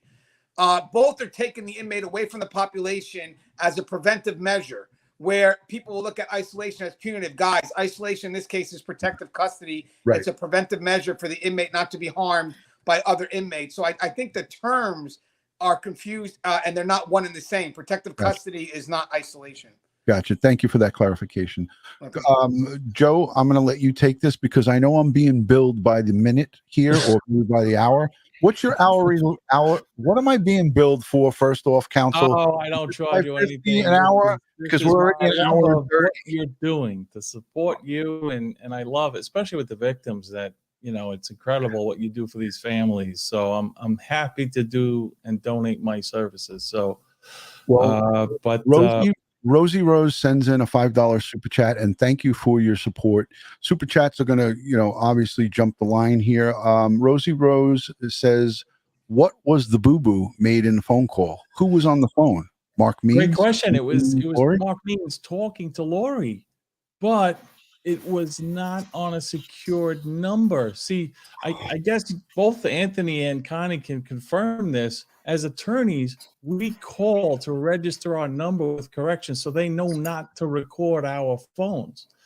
For some reason, Mark did not do that, or he didn't ensure that after he registered it, that it was in fact on the list. And I do it. I go to the corrections website once in a while, pop in my number to make sure it's private. What he did is he called, and then a recording comes on and says, advising them that this call is recorded, and he ignored it. So, and that came out in Woods's papers, which, he outed him and kind of showed, you did this, big guy. So he was complaining about their rights were infringed upon. But in effect, when I read Woods' papers, first, when I heard the allegation, I sided with the defense. But then when I read Wood's papers, he laid it out there. He said the call was recorded. They record all these calls, and there's a warning notice issued so they know the call is being recorded. And once they realized that it was the attorney, they cut it off right away. So I think they acted appropriately. And it was really, I think, I don't know the system over there, but I think it's the onus is on the defense attorney to make sure your communications are privileged, whether it's the phone call being recorded, whether you're in a confined space where other people can hear. It's your job. You have to protect that privilege. Right. And this guy hasn't been on any high profile cases. Matter of fact, he hasn't even defended any criminal case in his career. This is his first. And, you know, that's a big boo-boo. Legal, you know, when it comes to hold on. I got to say thank you to the super chat. Hold on a second, guys. Annalise, thank you for the $10 super chat. I appreciate your support and thank you for that super chat. Legal calls would usually be scheduled, and at that point, they're not going to be recorded. But if the inmate's making a call from the general population phone, it's going to announce that it's being recorded because it's not a scheduled legal call. So, and we have to record those phone calls for safety and security reasons. So if the lawyer still continues to talk and the phone is being recorded, I put that on the lawyer when that call should be scheduled. And therefore, at that point, you know, it won't be recorded. But if the inmate's calling from the general housing phone, it's going to be recorded. And then at that point, we're announcing it's recorded. So we're not in violation. Technically, the lawyer and the inmate for having that dialogue have violated their confidentiality. Yeah. Yeah. I agree. Joe, what is your thoughts on Mr. Means initially in the beginning asking for the private phone for Lori? Did you chime in? I don't know if you were on when we were talking about that. Is that reasonable or unreasonable? I think, like I said, he's zealously advocating. This is a time of COVID where personal, in-person meetings are being restricted, and for good cause. So we have to accommodate alternative means. In our facilities, we have the ability to Skype with your client. I don't like those because I can't ensure the confidentiality of them. But I always go through that with my client whenever we do these video conferences to make sure that the area is secure. And sometimes it's incredible. I'm talking to my client and then he turns around and I see him turn and he's talking to a guard. That should not happen. This is a privileged communication between my client and myself. So, you know, the fact that he asked for a cell phone, I don't think it's ever going to be granted, but I don't knock him for trying. Right. Yeah, he did try and he was struck down. So I'm looking at some of the chat. Everybody's chiming in, but let me get back to the comments in the private chat. For my guests, you can look at the private chat quickly. I'm going to cherry pick a couple more. Gemini Heather says, while they haven't been found guilty yet and sentenced, will they be able to collect money from a movie being made about them? This is probably good for you, Joe. You know, we have the Son of Sam law that, you know, it protects victims, you know, that if somebody's profiting from their crimes. So I don't think it would ever happen, you know, for them, because there's a lot of victims piling up in this case. Yeah. Very good. I mean, most people don't know about that Son of Sam law, and it's great that it comes out right straight from a criminal defense attorney. So thank you for that, Joe. You're a definite valuable asset here for educating everybody. There's that answer to that question. 12-Step Woman, who is a channel member and a Patreon supporter, says, is there an established ratio that determines a limit to how many inmates per correction officer? Anthony or Connie? I think Anthony's taken up a lot of your time. No, I was going to say Connie is my co-host. Connie, you want to? I mean, I have an answer on that, but go ahead, Connie. You want that one? Connie, I like your voice a little bit better, Connie. So there are established ratios. However, of course, we're challenged with maintaining those ratios, just to be clear. And it's not just for corrections. It's the same thing for medical and mental health staff, right? Having manageable caseloads would be ideal, but we don't have the luxury of being always fully staffed.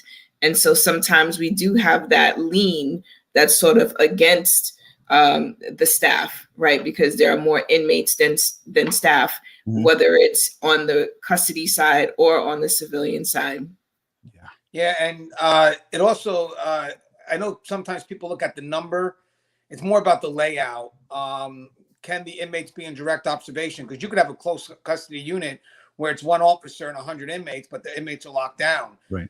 Or you can have an open area where it's, one officer, maybe 30 inmates, because again, the area is more open. But right now with understaffed facilities, the violations have been coming where you have officers that have to leave a post to cover another post. So you leave in the one post unsupervised. So for me, I believe it comes to the layout and what the officer is able to visually see and maintain control of.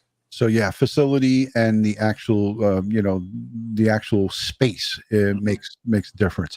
Wendy says, because of the nature of this case with the murder of children involved, how long would Chad Daybell and Lori Daybell Vallow remain in segregated cell away from everyone else? And would they have private outdoor exercise while awaiting trial? Wendy, that's a great question. Thank you. Anthony? Yeah, so are you billing me too, Anthony? Am I getting? No, you're okay. This is free, I promise you. I'm just honored to be on your show, honored to be next to these great people. Especially, I'm actually learning a lot from Joe as well. So I'm honored to be next to you as well, Joe. So the thing here is with this is recreation is a right of an inmate, even if they're a highly problematic inmate. They have to get outside time. They have to get exercise. So here's the concern with this. Right now, when the case is trending and it's popular, you have no choice but to separate that inmate or separate that detainee, whatever it is, from the rest of the population. The case is trending. You'd be a fool right now to mix that inmate up with other inmates, because obviously the case is a case against children. Once the inmate gets sentenced, if they do, and they start crossing into the prison setting, it's not going to be that cost effective to keep that inmate constantly in PC. So you're going to look to try to gradually bring that inmate back to population. But the concern with this is if the crime becomes that high profile and it's hard to navigate that and there's still that risk, or the inmate goes to appeal and the case gets brought up again, or they decide to do a Lifetime movie, that is more detail. All of a sudden you're back at step one, bringing the inmate back in. And that happens, Anthony. Thanks for bringing that up. The Chris Watts family murder, we're going to go into that. I'm going to bring you back on and we're going to talk about that with Connie. He's in Dodge Correctional Facility, and I think we need to discuss. He is sentenced, and I think 125 years to life times 3. So he's not going anywhere. He's in Dodge. I'd like to, down the road, plan a live stream about that with me, you, and Connie, and maybe Joe can chime in here. Chris Watts will look that one up. The next question comes from our head moderator and channel member and Patreon supporter, Dawn Marie. Is it true that inmates are able to study law and prepare to take their bar exam when they get out? Obviously, depending on the severity of the crime they were charged with. Joe Murray, this one is for you. Yeah, that's actually true. I have a few clients that went on, got their paralegal degrees. Nobody has gotten their law degree, but I know that guy, Marty Tancliff, is a lawyer now. I don't know if he got admitted yet. He's going to be on with me soon. Oh, yeah, he's a great guy. I just corresponded with him. I haven't actually met him or talked to him, but I forget which social media app we were talking on. And he has an incredible story, but he actually did go get a law degree. And I don't know if he's admitted yet. I'd love to hear that. I can't wait for you to have him on. Yeah, Marty Tancliff, for those of you who are watching, was accused of murdering both his parents at 19 years of age. He was sentenced and did 17 years in prison. He was exonerated and found not guilty through DNA evidence. And he's part of the Innocence Project. Martin Tancliff is an esteemed lawyer, he teaches in class. He's a professor. He has his own law firm, and he has reached out to me. He wants to be a guest on my show. We are going to talk about the family murder of both of his adoptive parents. And we're going to get into his whole story. He has a book, and he's going to be a tremendous guest, and I'm looking forward to having Marty on the show. So let's get back into these questions because I promised everybody we're almost done with this, and then we can move on. That was Dawn Marie. Dawn Marie is really pushing her luck with 4 questions in a row. Are you kidding me? I love you, Dawn Marie, but don't be a hog with all the questions. Andy Crayons is back in with the questions. Let's see. I see one in the private chat from Wendy. Okay, I think Mark I Means knew she was. Did you read that already? No, I didn't. Go ahead.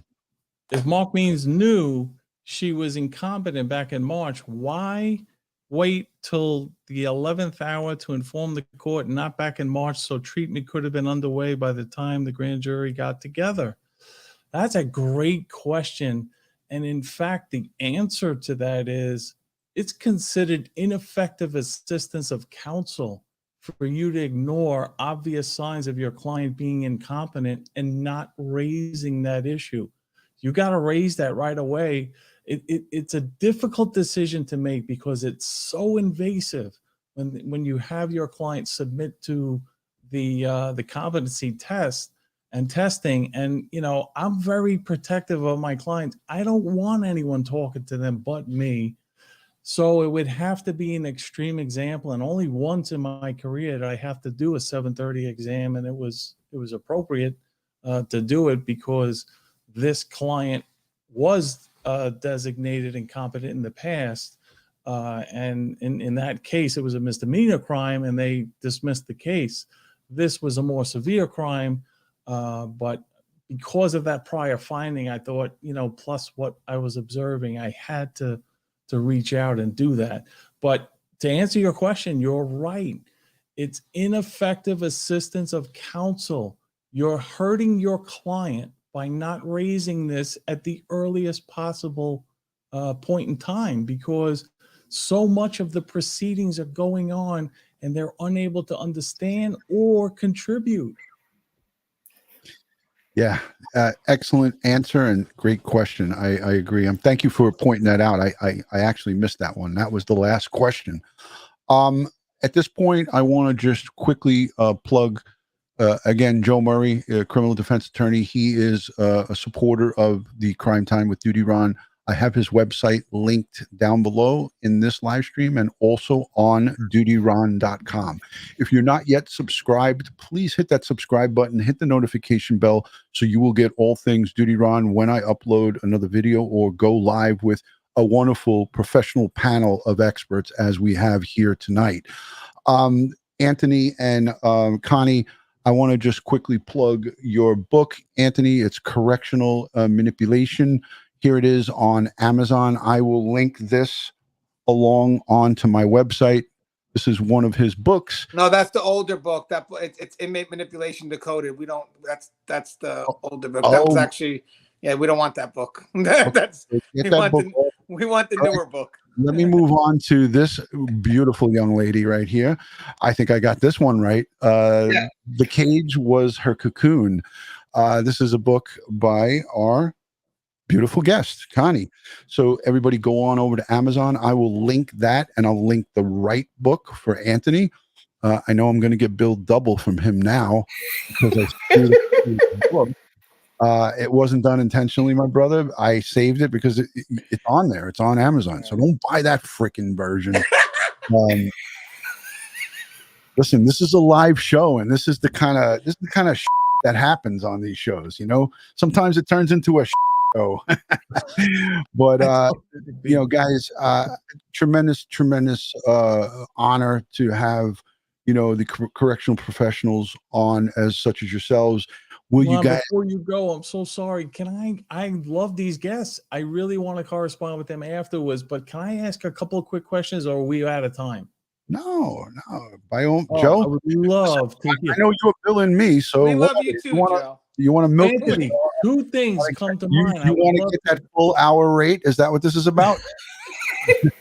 Because we're on hour and 40, so you wanted to go for 2, right? We gotta get the 2.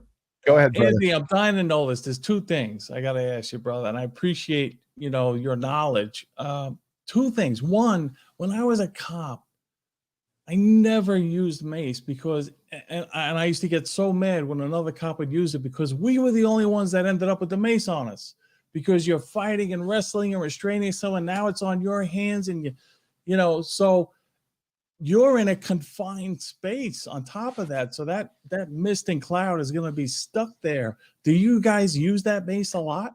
Usually in the open areas, like when, again, maybe during an active rec or when the inmates are out, if we have enough room to spray the 2 inmates and retreat.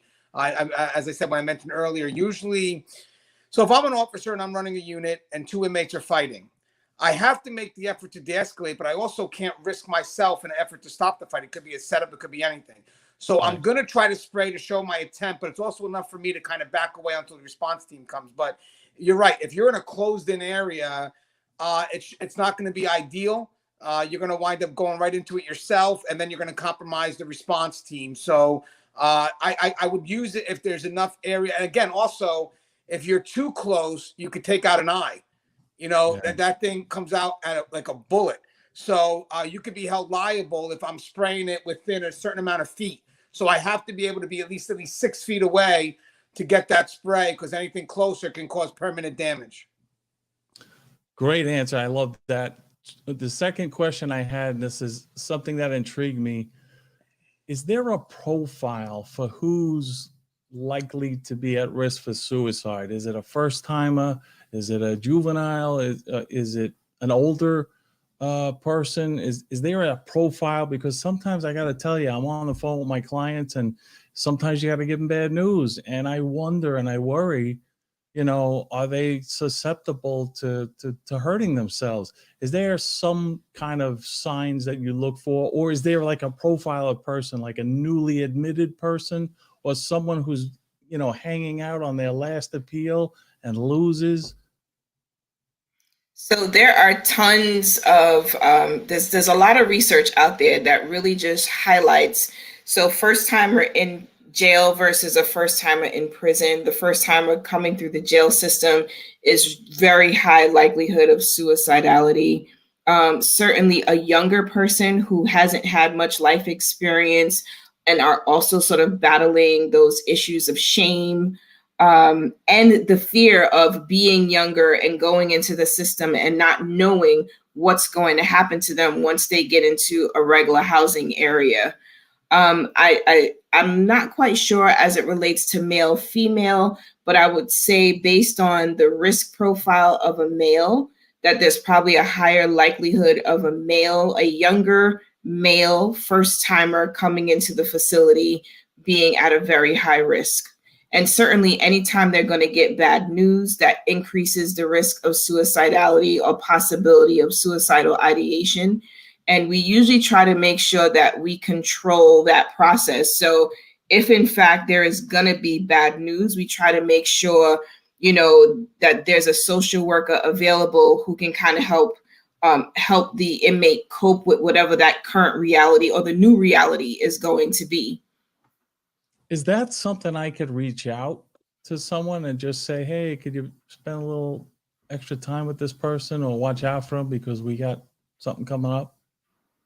I don't see why not. Yeah, absolutely. If the family or lawyer makes a call and say that they feel that their loved one is not themselves, we definitely take that seriously. We're going to go ahead, and even if it's not their emergency contact, we're still going to check it, because one, it's the right thing to do, but obviously there is the liability of knowing the phone call was made and then not doing anything about it. But one of the big things we also look at, because you mentioned something about the appeals, whatever, is sometimes the lawyers who represent the inmates I work in a prison, so I'm using a term I'm familiar with, but technically it's probably a detainee or something, or a pretrial.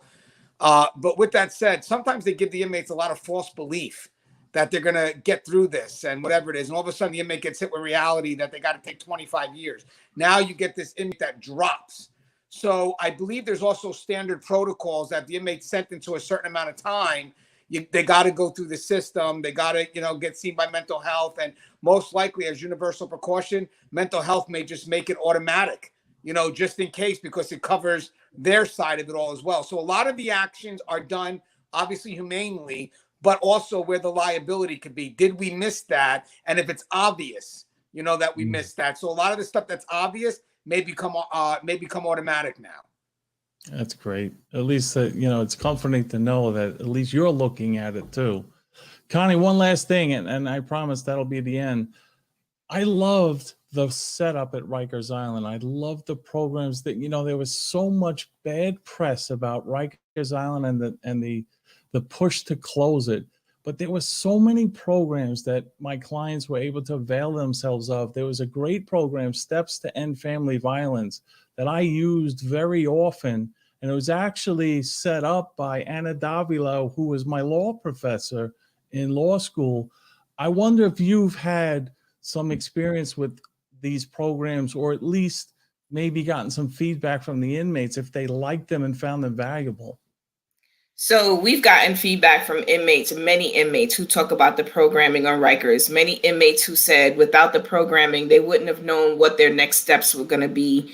You know, I think one of the big things is that we have to discontinue our relationship, our working relationship with inmates once they get released. So as we go through the process of getting them through these programs and we see them able to transition back into the community, I think what we try to do is give them as much guidance until they get their foot out the door, right? And, you know, we get inmates who want to try to write back in or want to contact us, and we just can't allow for that because it does give the semblance of undue familiarity.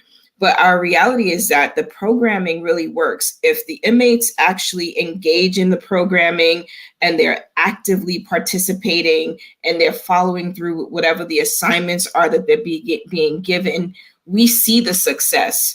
But, you know, I don't know that the press is so interested in the good work that's being done because, you know, the scandal is what really sells, right? The scandal is what brings more people to watch the news, not so much that we've got all these good news stories coming out of the jails. It's so true. I ran for district attorney in 2019 against Melinda Katz, and during our debate, this became a big issue. Melinda Katz has never represented a criminal case in her life, and we were running for district attorney, and she's trying to say, you know, these sound bites, nobody comes out of Rikers Island better than they went in. I was like, you're wrong. There are so many programs. At the time, I had a client who was there. There was a Columbia University writing program. He called me up. He was so excited. He goes, I already got my my OSHA certification because I took that course, and now I'm enrolled in a writing program that's sponsored by Columbia University. I was like, Rikers Island has so many resources, and now what they tried to do, or what they are doing, is they're closing it to build local borough jails. How do you divide the resources to accommodate people? They're really destroying the system. And I just, from someone like you who's right in there, I just wanted to, you know, ask your opinion about that. What do you think of the closing and separating of all these jails? I mean, closing Rikers has been an agenda item for as long as I've worked there. There's always been, let's close Rikers. We already have borough houses, which, you know, that's always the concern. So we're going to create more borough houses in order to close Rikers. And is that financially feasible? Is that us being good stewards of taxpayer dollars, right? Is it better that we look at the way we're currently utilizing Rikers now? Like, I get it, the transportation, the going across the bridge, like it is costly to keep Rikers up and running, but are there ways for us to be more efficient or be more effective in the way that we're operating it currently? Now, I've sat on a panel with Monroe College. They have designated ferry lines right now, but they're not implementing it because they want to make it so difficult. Yeah. It's horrible. But that's the thing. There are other ways I think that we could be utilizing the funds. And I think when we do pour into programming and we pour into, you know, things like substance abuse treatment and such, that could actually impact that cycle of incarceration, maybe that's the approach we need to take. I mean, I know we're moving more towards a rehabilitative model, and maybe that's the best way to do it. Wonderful. Thank you. I really appreciate that, because that's my position. And I just can't stand that people who don't know what they're talking about, who have no experience, are promoting this like it's the greatest thing in the world. Yeah. So thank you. Can I add to something? I just want to comment on something you asked. Joe, that was a great question. I want to add the partnership. So behind the wall, you're going to have everything from social service programs, which kind of help with transition and rehabilitation, cognitive, we have religious services, we have educational, again, things that are going to help inmates with tools to carry on the outside. The problem is really not the work being behind the wall, that's being done behind the wall, because I see dedicated staff, I see the effort. One is to motivate the inmate to want to take that. All because it's offered doesn't mean they want it, but yet when they act like a fool, that becomes their excuse, which if you could see the work and effort for us to push mandated education or push mandated programming and to find out that the reasons that they want it are not internal. It's not because they want to take it, it's because they feel they need it because they got to get parole or whatever it is. So, okay, but that doesn't make the incentive right, which makes us question their motive of taking the program. But now I'm limited. I don't have a lot of room, so I got to put this person in, take that room up, and push someone who probably wanted it for the right reasons. But the greatest concern is putting them back into the streets now, into an environment that's not prepared to handle what we said. So now these inmates go back, or former inmates go back into survival mode and act back on impulse. So the loss comes from the transition to the outside. People want to blame the prison, but inmates are most likely to recidivate within the first 3 years because they don't have the resources on the outside. So we work above and beyond to change their mindset, to, give them some tools. But then when they get out there, we can't wait to help them, but no one's hiring them. So why don't you guys step up and go through with your word, and we'll give them to you. This is the finished product of what we have. And now you take it to that next level. We don't get that. And when they come back, the jail system failed again, or the prison system failed again. Really? I disagree with that. But I think that was right. I hear that so much about reentry. There's no real support there, and that's where they're at risk. One last thing, Anthony, from a custodial standpoint, Rikers Island is a huge jail. It's a huge facility with multiple jails on it. But the fact that they're all there together, if there is a fight, a riot, the response is within minutes to get help there from your emergency ESU teams. If you divide everything into neighborhood jails, what's that going to be like from a safety standpoint when you have a major riot or something going on?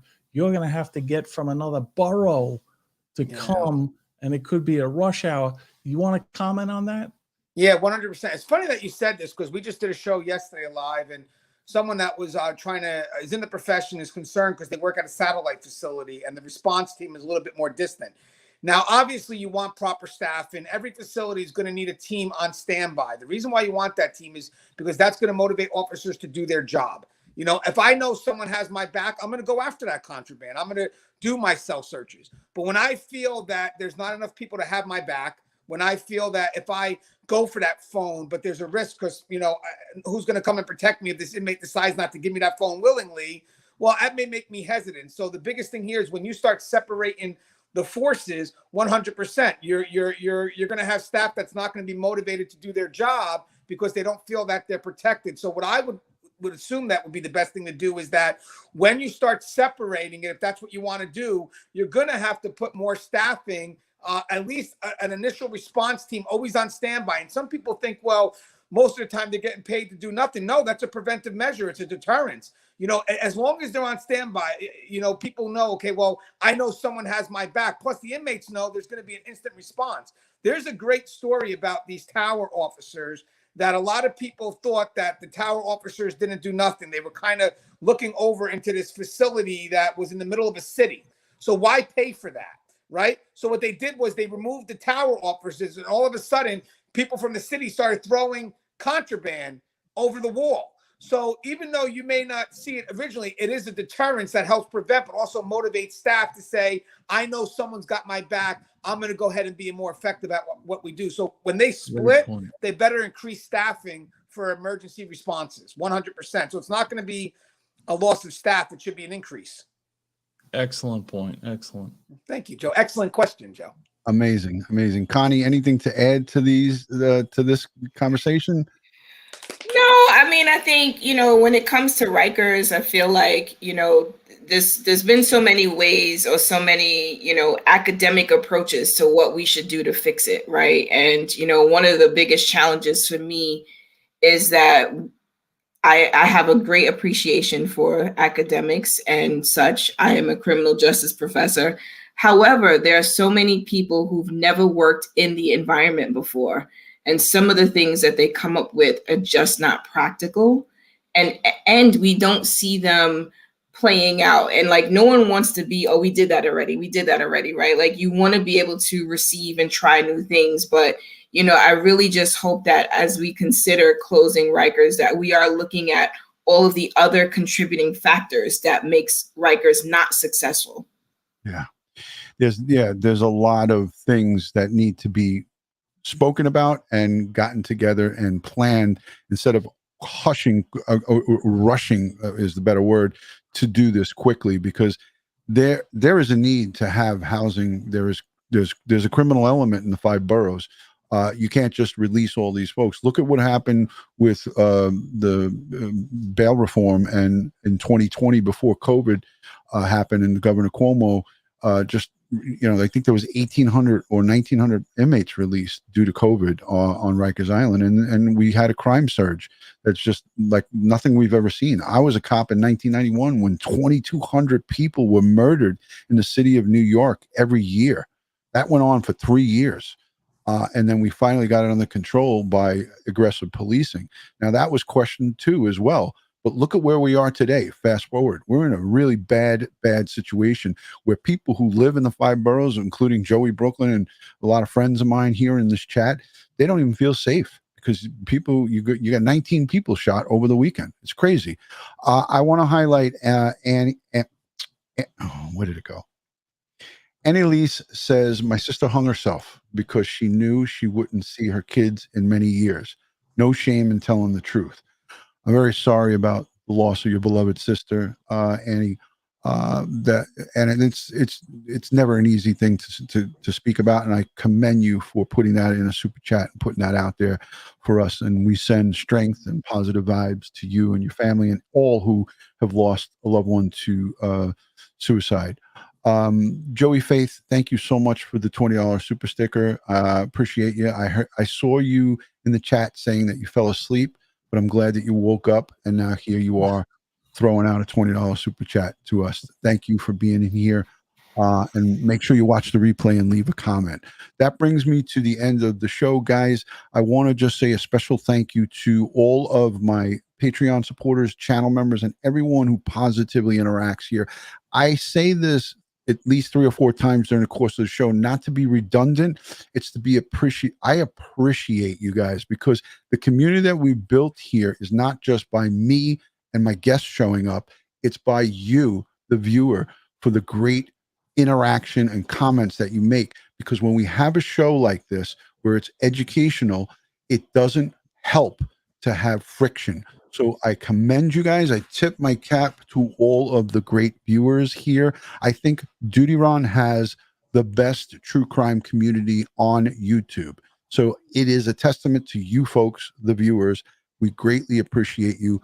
Make sure you look down below in the description for Connie's book and her website, the Civilian Corrections Academy. Look for Anthony's book, Inmate Manipulation Decoded. I got it right, and I will link it in the description. Go over to his YouTube channel, hit the subscribe button, and hit the notification bell. Put all notifications on. Go over and mass subscribe to Tier Talk on YouTube. I am going to link him again on my preferred channels. I'll have him up on my website, dutyron.com. Joe Murray is a criminal defense attorney. He's on the website, and it doesn't even cost him a penny. I don't even charge him for it. So, Joe Murray, I know I'm going to get a bill from his better half. Angie, go easy on me, honey. Please. You're a retired cop. We're waiting for the wings. Let's do the wings. I'll take you to Nancy's. We'll go down over to Nancy's on Floral Park, and we'll have a couple of wings. It'll be great. Nancy's Fireside. Everybody knows that place. Yes, I want to say definitely thank you to Anthony and Connie for taking 2 hours of their Wednesday night. I am going to be on vacation next week, so no live streams for Dutyron. I have a much needed vacation I'm going to take with Mrs. Dutyron. No kids. We're just going, me and her, and we're going to be chilling out in the tropics. Look for maybe an upload from me from the beach somewhere in a undisclosed location next week. But we will be down and out starting Saturday. I will be somewhere in a remote location, no phones, no nothing, a total disconnect. You need to do that every once in a while, folks. I have over 3.5 million views on YouTube and over 700 videos. Go check out my playlist. All of them are done with respect and dignity for crime victims and their family. And as I always like to end these live streams, God bless the world. God bless the United States of America, and God bless each and every one of us here in the chat and all victims of crime across our country, across the world, and their families. Good night from New York City, and thank you so much for joining. I hope you guys enjoyed it. Leave a comment down below and let us all know. Joe, Anthony, Connie, see you guys soon. Peace, guys.